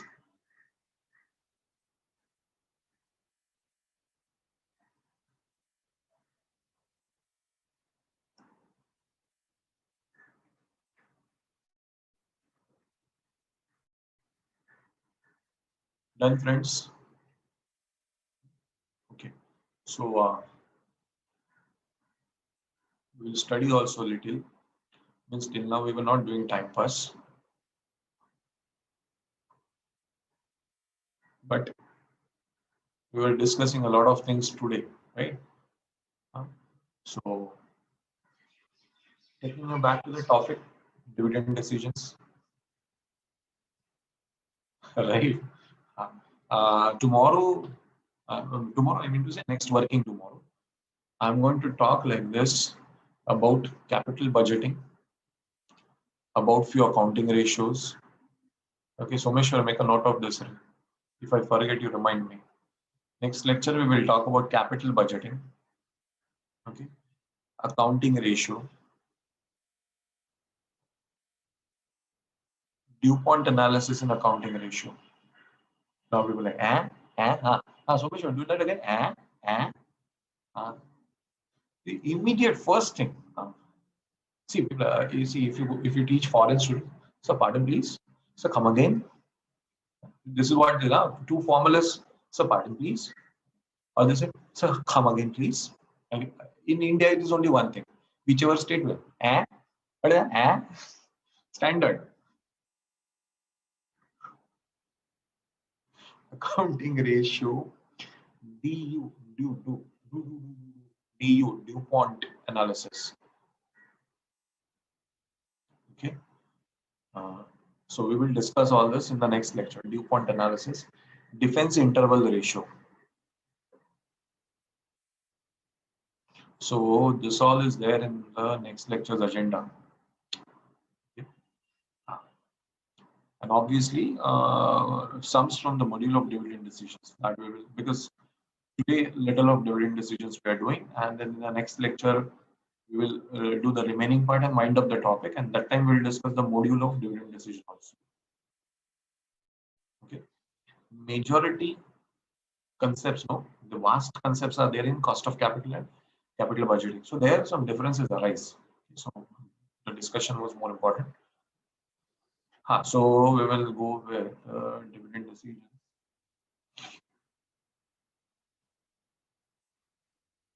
Explanation, cost of capital.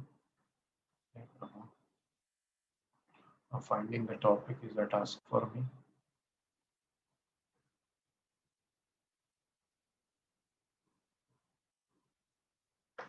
I hope this is the one. Congrats, we got it.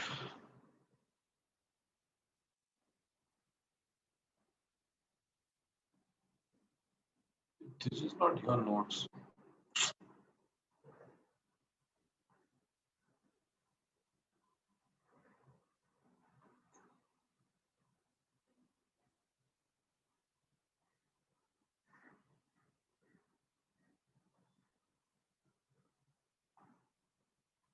This gives me an exact idea until what we are done. Batch wise storage tells me like hell. So we are done till question number 4.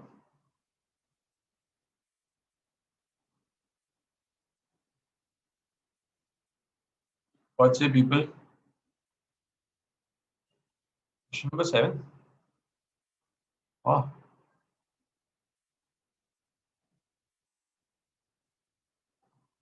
confirm that, guys. Actually, done till 7. Okay. Okay. Oh, oh. Uh-huh.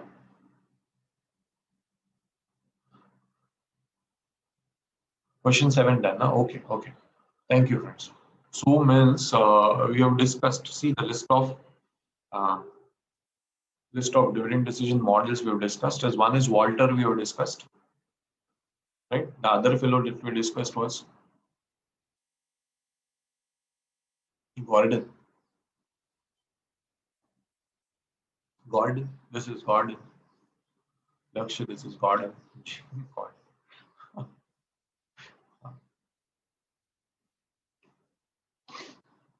So today we will first write about Mr. Yum Yum.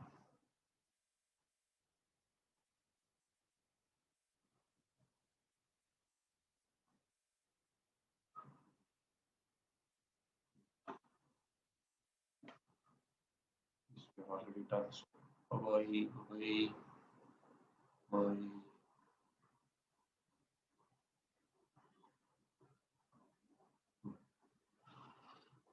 So first thing that we will do is write about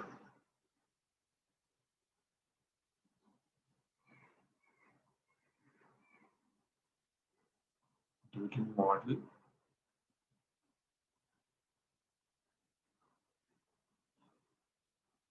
Modigliani,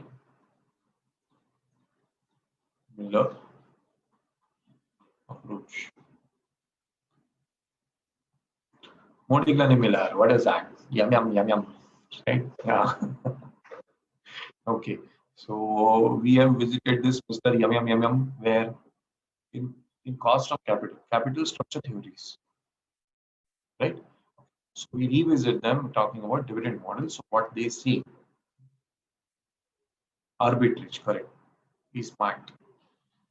What they say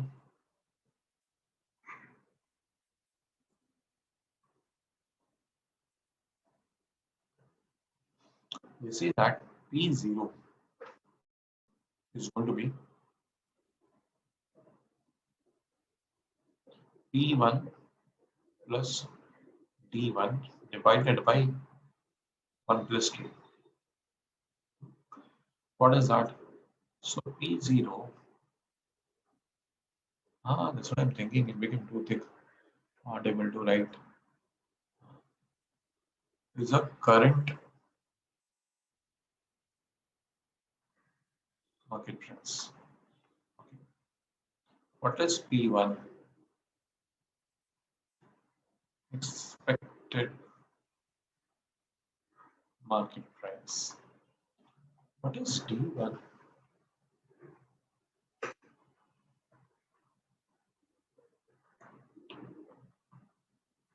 Expected dividend. And K, we all know cost of equity.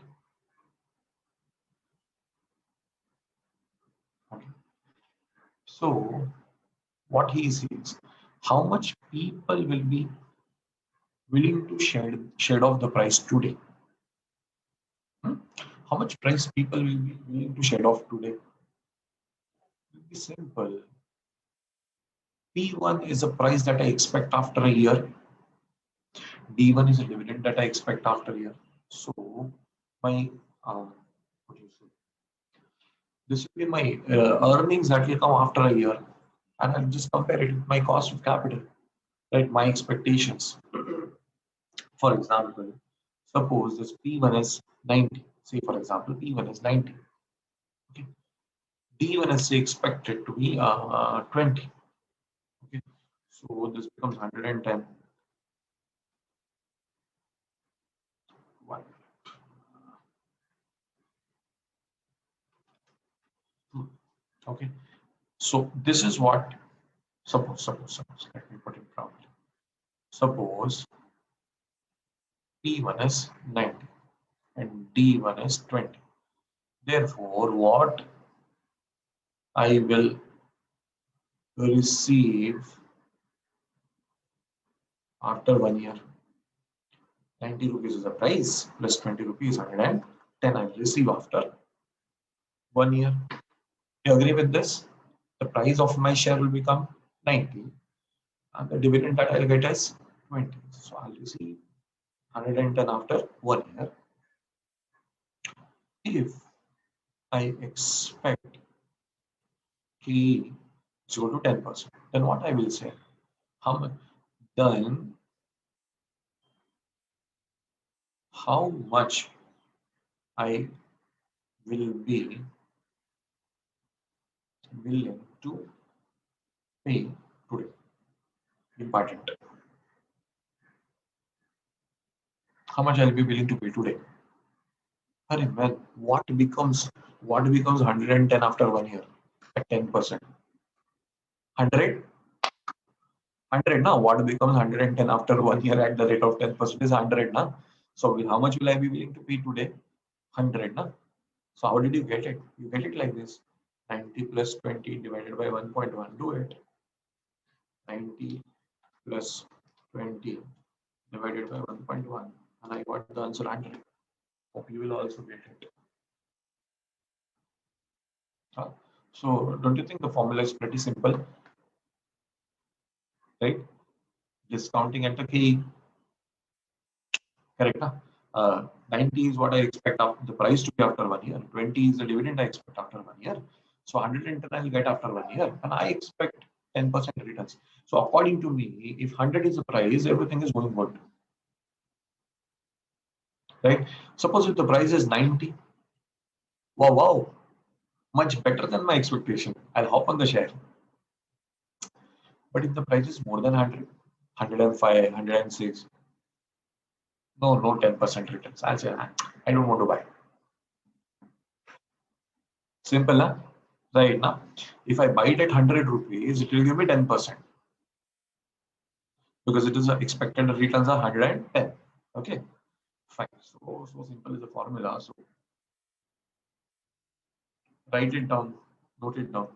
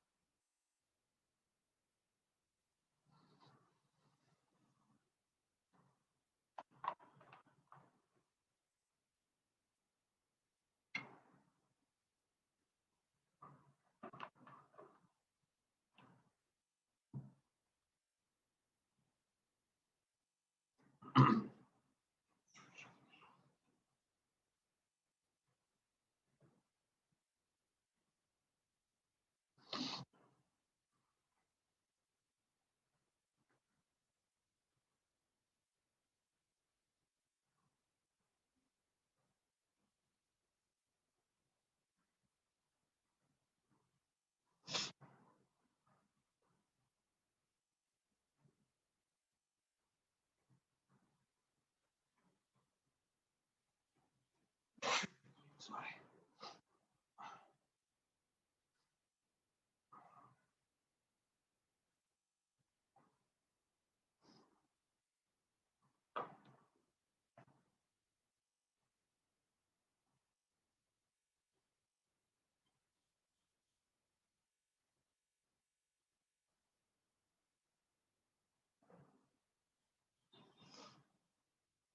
Yeah, that's a geometric mean.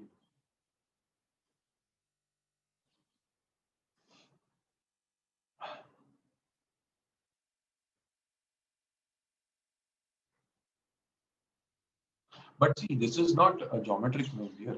This is just discounting at a certain rate. Geometric mean is different. This is not a geometric mean. Ovia, you feel this as a geometric mean? This is not geometric mean. This is just making out that how much that 90 plus 20 is 110. So 100 is how much?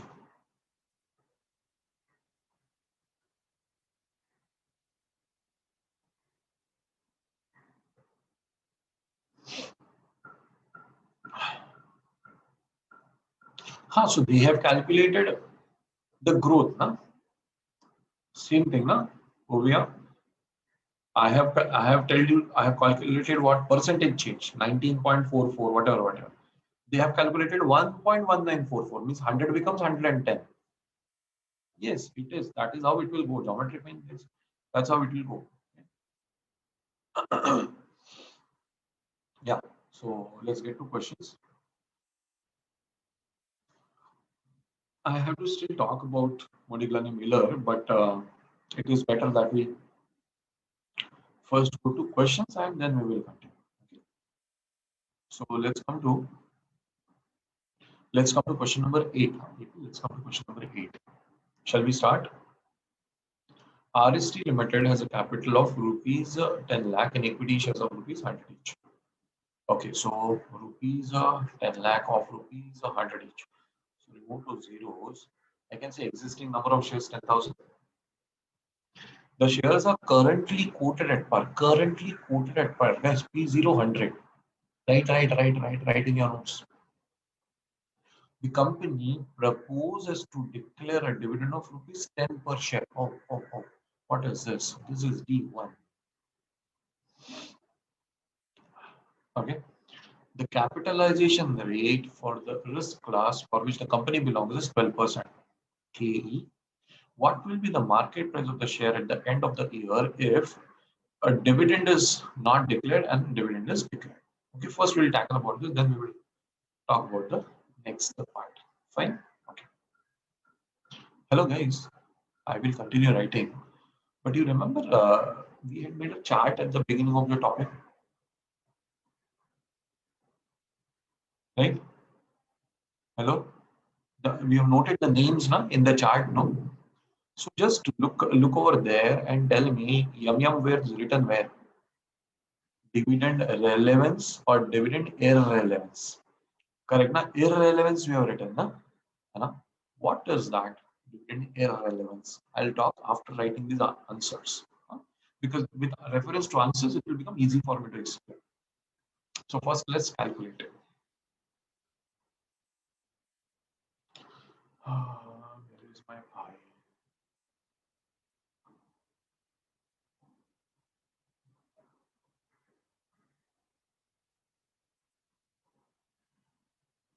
So it's going to transfer question number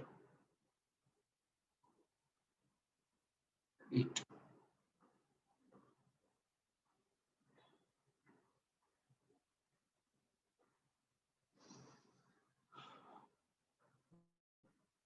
Come on, let's start with it.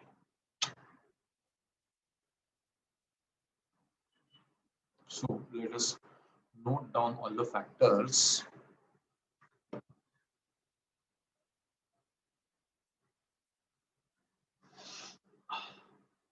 P0 is 100, D1 is 10, KA is 12%. So the first part, what is asked, if dividend is not declared.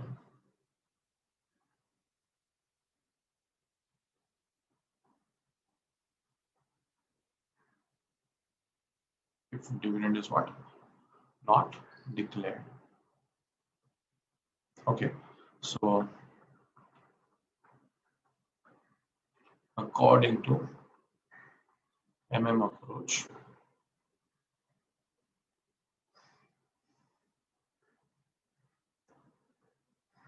P0 is P1 plus D1 divided by 1 plus K. We know P0, 100. P1 is what we have to find expected price. Dividend is not declared, so just write over here. Therefore, D1 is nil divided by 1.12. So guys, P1 will become 112. Expected price of the share will become how much? 112. Okay. Do the second part. If dividend is declared, therefore D1 would be 10. Now it's given in the question. Therefore, P0 equal to P1 upon D1 divided by 1 plus KE. Therefore, 100 is equal to P1 plus 10 upon 1.1. Can you solve this? I think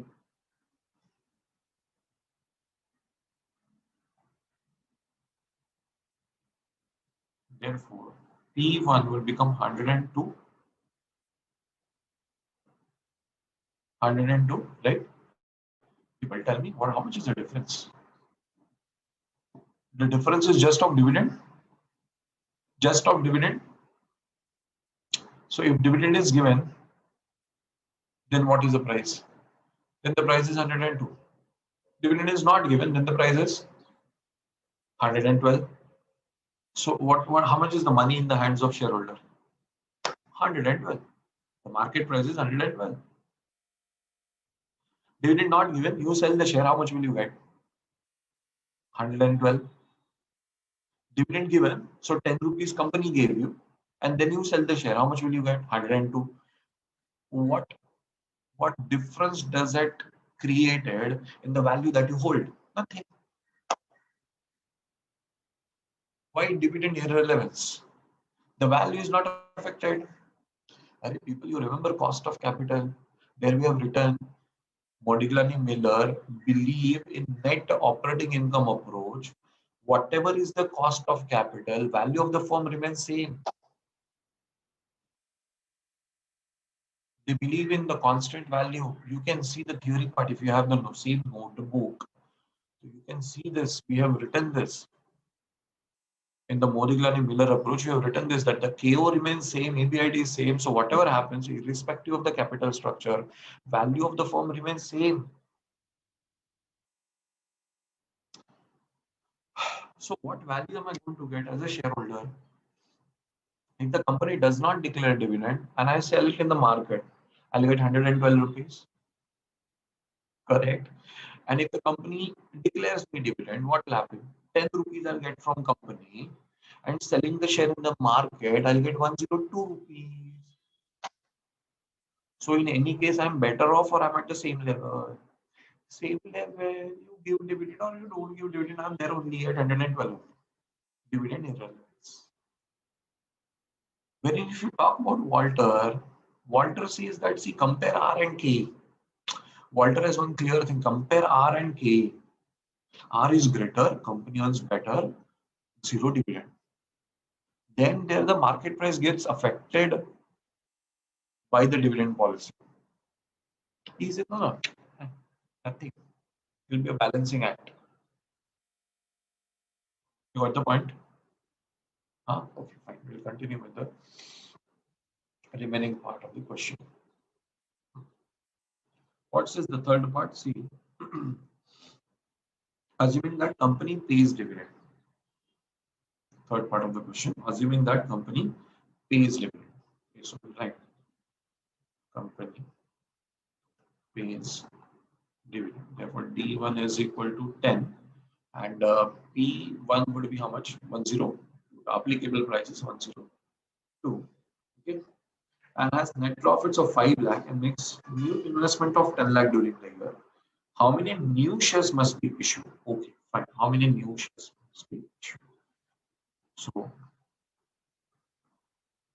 net profit is 5 lakh. Less dividend declared.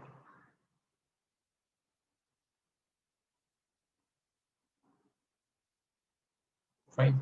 How much? Existing shares are how much? 10,000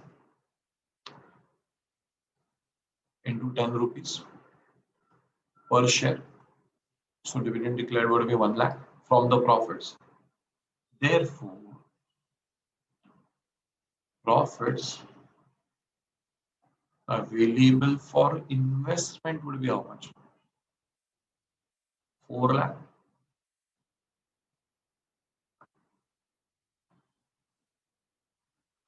Right, people? Profit available for investment will be 4 lakh. Now, new investment to be done. New investment to be done is 10 lakh. 10 lakh, no? Yeah. New investment to be done is 10 lakh. Less profits utilized. 4 lakh. So guys, therefore what? Proceeds of fresh issue. Proceeds of fresh issue will be 6 lakh. Correct. 5 lakh rupees profit I have. Lakh rupees I'll give away as dividend. So 4 lakh rupees I can use in the new project. Fine. The new project value is 10 lakh. Out of that 4 lakh is coming from reserves. So how much should be the proceeds of fresh issue? 6 lakhs. Therefore, number of new shares to be issued 6 lakh divided by how much? What is going to be the price of the share? 102. You divide it by 102.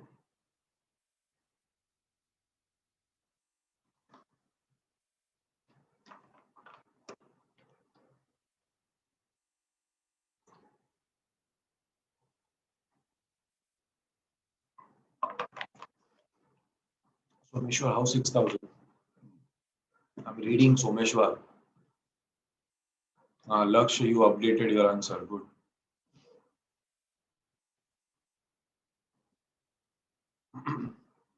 Yash, yeah, people, rounding off is a big task with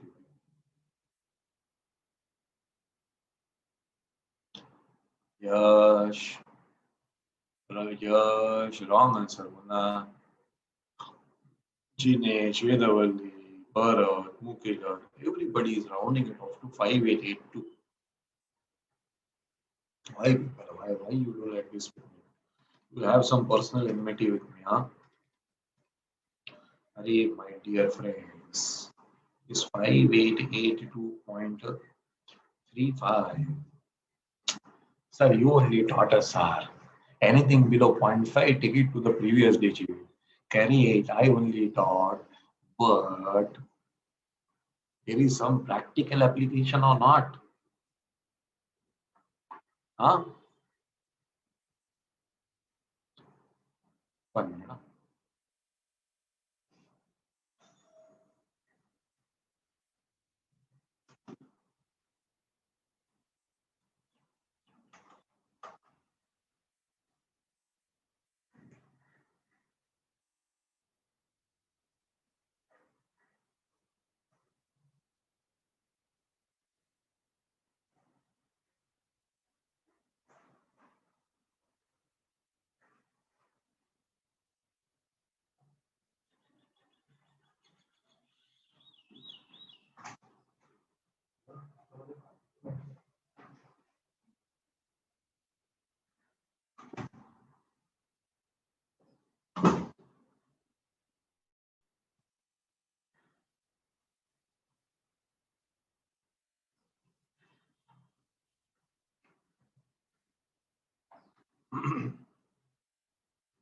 Hmm. Yes, people. Can you issue the shares in fraction? No. So you applied your mathematical logic. Right, sir, this is less than zero point 0.5, no, sir. So let's issue. Uh, let's issue 5882 shares. But guys, you only check if we issue 5882 shares, then money received will be how much? We need how much? 6 lakh. Now, money received would be 5882 into 102. So you do 5882 into 102, you get 599,964. 36 rupees less, people.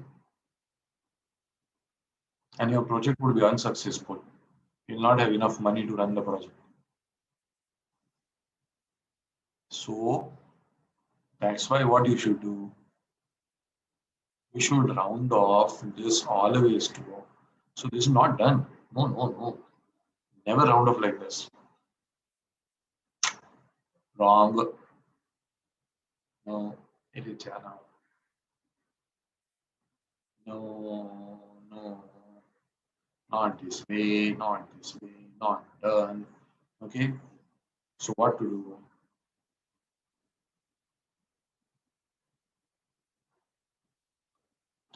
Therefore, always round off to next digit.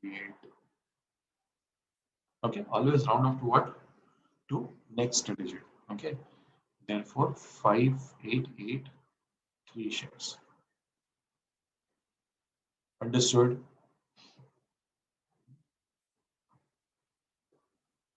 See, friends, suppose let us take one simple example. Suppose there is a picnic going on.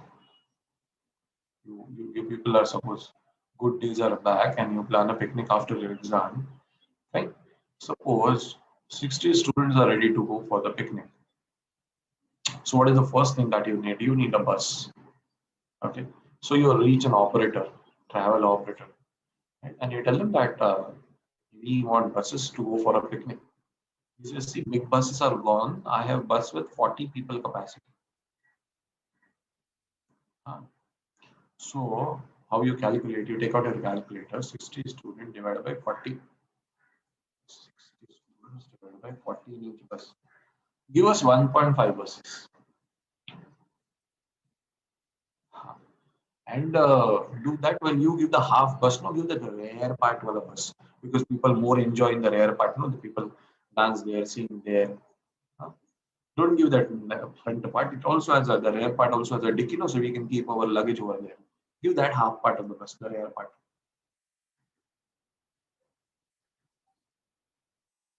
A round off like this, huh? You have no choice but to round off to two, huh? Even if the students are not 60, suppose if even if the students are 50, so your answer would be what? 50 divided by 40, 1.25. Still, in both cases, rounding off will be to two only. Sir, we'll make 10 people sit in the aisle, no, sir. Make them sit down. Don't tell me that. Don't tell me Indian options. Indian Desi Jugaad, you don't tell me.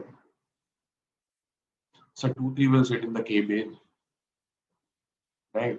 In the last seat where six people can sit, there eight, nine people will sit. Yeah, and then sit on the heads. Remaining will sleep below. We'll manage, sir. No, I know what you know. I know. Top of the bus, yeah, yeah, yeah, yeah. Absolutely correct. So I don't want you to write this.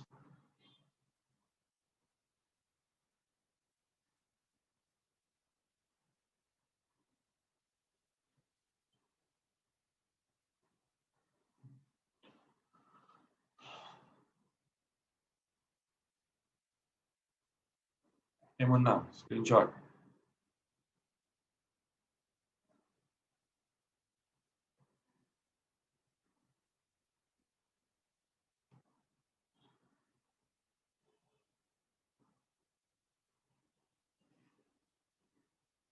Done.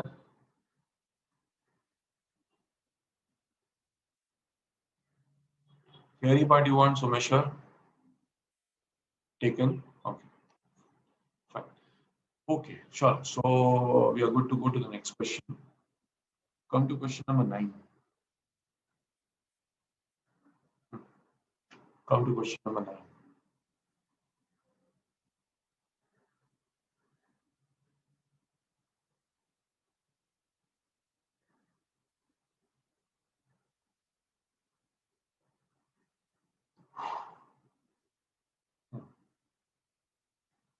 M Limited belongs to risk class for which capitalization rate is how much? Capitalization rate is 10%. So we know that this is KE. Okay. It has 25,000 outstanding shares. Existing shares 25,000. Okay. And the current market price is 100. That's P0. It expects a net profit of 250. So this is NPAT. And the board is considering dividend of 5 per share. So this is D1. M Limited requires to raise 5 lakh from an approved investment expenditure for an approved means basically amount of investment required is how much 5 lakh. Show how approach affects the value of the M Limited if dividends are paid and if dividends are not paid. Talking about the value also. Okay, earlier part also I briefed you that the value doesn't change. Right? So here also according to the same should happen. Right? So we'll discuss it.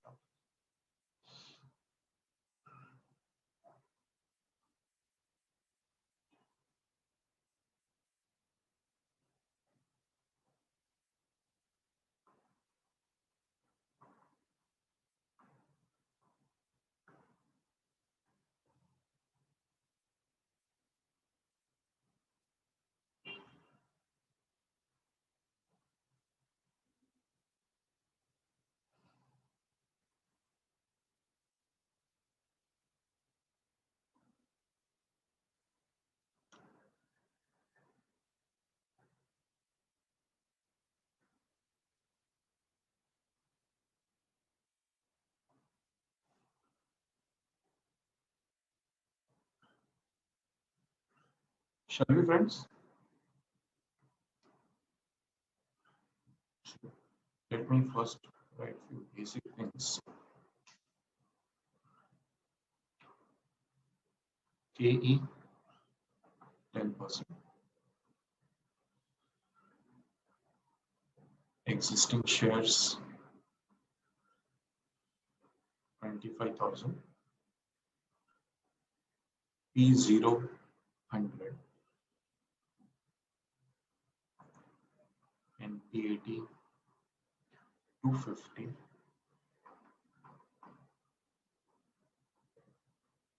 D1 5. Okay. So now we will put the things in 2 parts.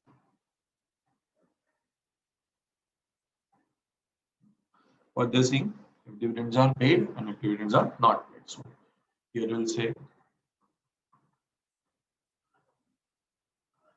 dividends are paid. We will take dividends are not paid. Fine. Therefore, here D1 would become 5. Correct, no? And here D1 would be nil. Therefore, P0 is equal to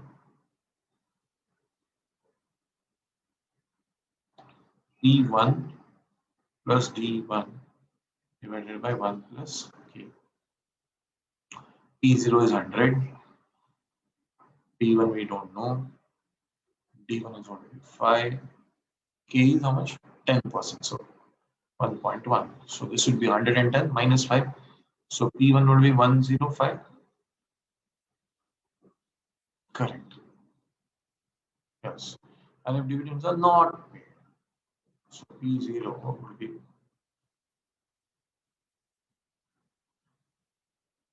P1 plus D1 divided by 1 plus KE.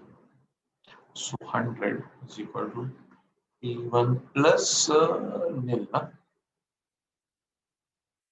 divided by 1.1. So basically P1 would be how much? 110. Hope this discussion till here is clear. This is what we've already discussed, already done in the previous question also. Yeah, I can see your answers. You all are getting same answers. That is good. What is asked? Show how the approach affects the value if dividend is paid and if dividend is not paid. Okay, for that we will discuss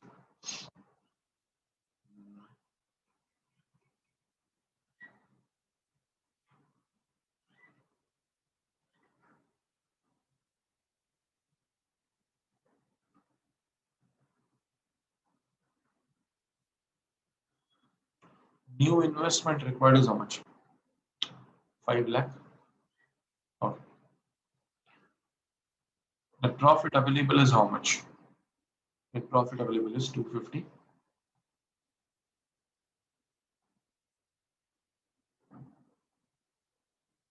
Okay. Now see, this is the dividend paid, no? So from this less dividend, how many are the existing number of shares is?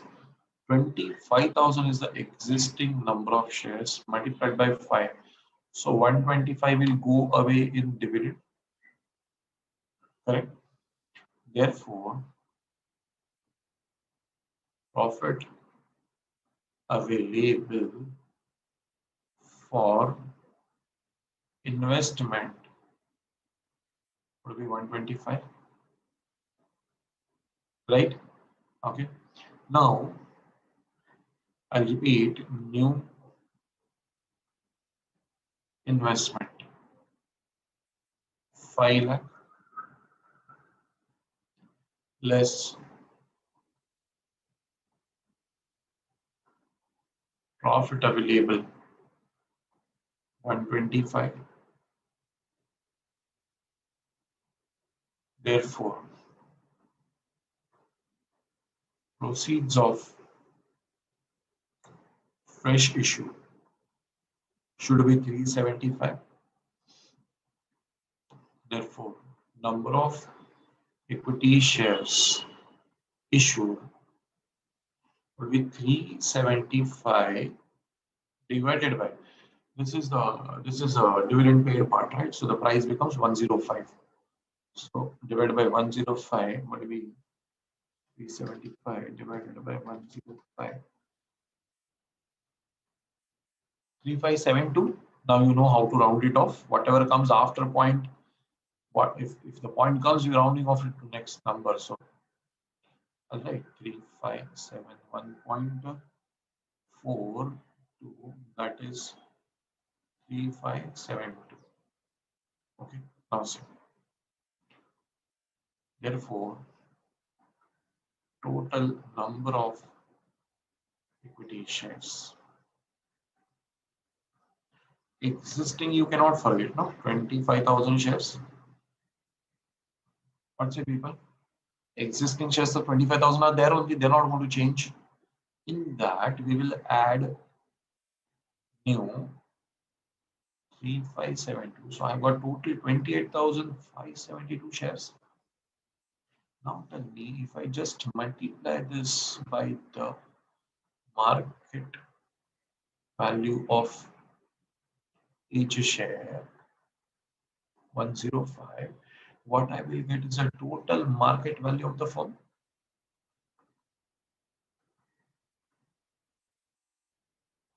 Right? You guys remember the analysis? Value of the firm is debt plus equity.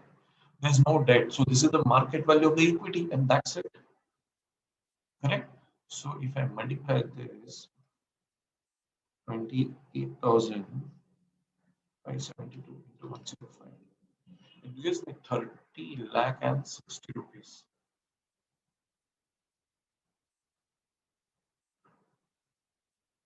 Market capitalization. Correct. Yes, correct.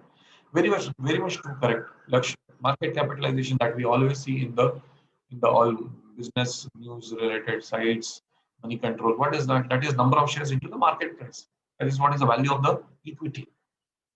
Okay. Let us see now this side. I'm going to utilize this. See here. What is going to happen? NPET is going to be 250 only. Correct. But dividend is going to be nil. This side is dividend not paid, na people. Okay. So how much will be the profit available? All 250 would be available. Okay. New investment required is same, na 5 lakh.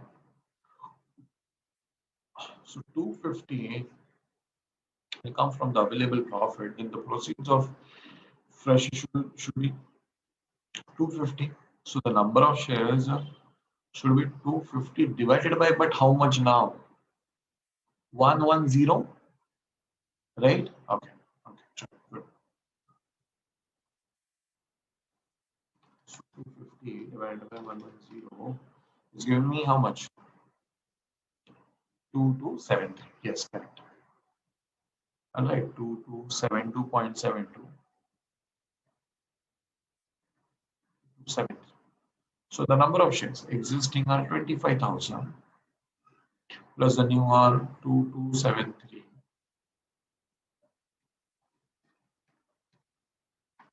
27,273. But now I have to find market value. I'll have to multiply it by 110. If I do into 110, what happened, guys? Same. Only 30 rupees difference. And that is purely because of rounding off. So, not me. MMR proving their point. Value of the firm remains same. Dividend irrelevance theory. This is what is their approach. That you declare the dividend or you don't declare the dividend, the value of the firm is going to remain same. Don't message me for 30 rupees difference. That is because of rounding off. That much we all understand, right? If we don't round it off to the next digit and whatever comes, no, that 3872 point whatever, if you just take like that, then it will be absolutely the same. The minor difference is all because of rounding off. So we can conclude, thus value of the firm remains the same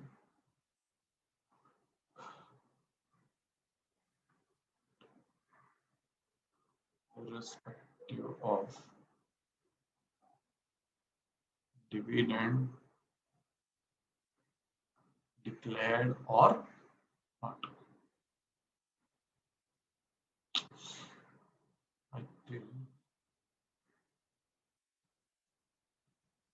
I think this is a new update has come for this also. It's become a little sluggish. Right after some time it is coming on the screen.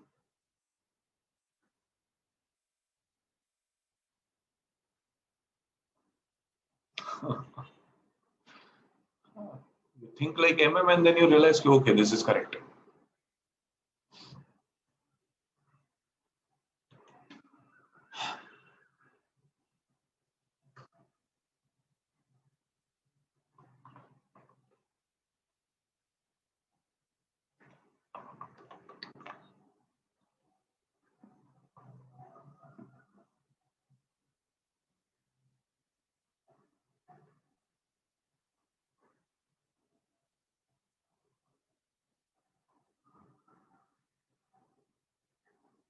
Because the life of the project has reduced, Shruti, you are still asking the same question. Why multiplied by 70%?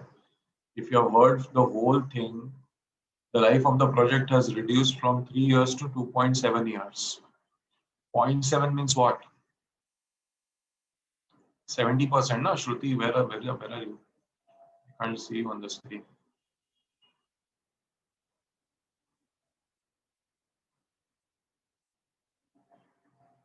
So 0.7 means 70%. Na? So life of the project comes down from 3 years to 2.7. How did we do that? First, did you understand that? Or you did not understand that also? What we are trying, Shruti? Listen to me, listen to me. Let's go step by step. What we are trying to do? We are trying to bring 10% change in every variable. That you agree? That you agree. Okay. Life of the project affected 10% adverse. So it should increase or it should decrease? Decrease. Okay, even that you agree. So from 3 years, it should become how much? Reduce it by 10%. So 2.7 years means first year full, second year full, and third year only 0.7. So 0.7 means what? If the life of the project comes down, then obviously the inflows will also come down proportionately. So what are your third year's inflow? Whatever 450, 780, whatever is there. Of that only 70% will come. I run my shop for 12 hours a day. Okay. Government regulation comes and tells me run only 4 hours a day. So after 4 hours I pull down the shop. What will happen? My revenue will go down by that extent. No, sir. Everybody will rush to your shops, sir, early morning, sir. We are practicing now with pandemic, sir. See here what is happening in Mumbai. Now I think they've changed a bit, but actually I'm not gone down since so many days. I don't know what is happening down. I don't care. 7 to 11 is a shop time. So what should we say? 12 hours reduced to 4 hours. So means in mathematics on the piece of paper, what we would say, the revenue would go down by that much percentage. The life of the now see this example is too weird to compare, essentials. So you open the shop at 6 o'clock also, people will run at 6 o'clock also. They have no choice. And others like they want to go out and see what is happening. So they'll take one bag, take one plastic bag or take one cloth bag and run around to see what is happening. That is a different example. But see here, the life reduces from 3 years to 2.7 years. Means what? In the last year, it will be only 70% of the overall cash flows. Agreed, Shruti? Good. People, did you understand this question number 9? Everyone? So,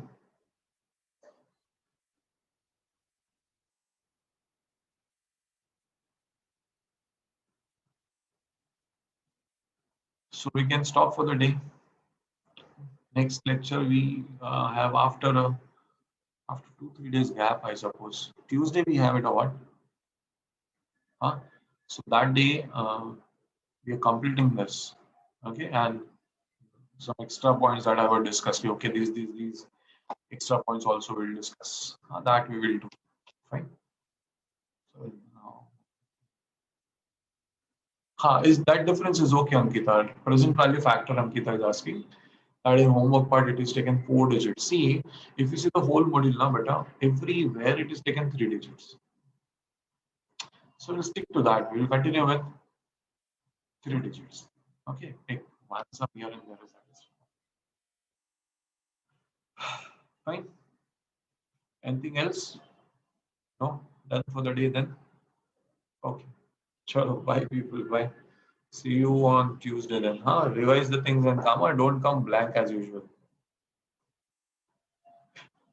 People are, I talk suddenly something from some different. What? Come again? What? Other is the best. What is that?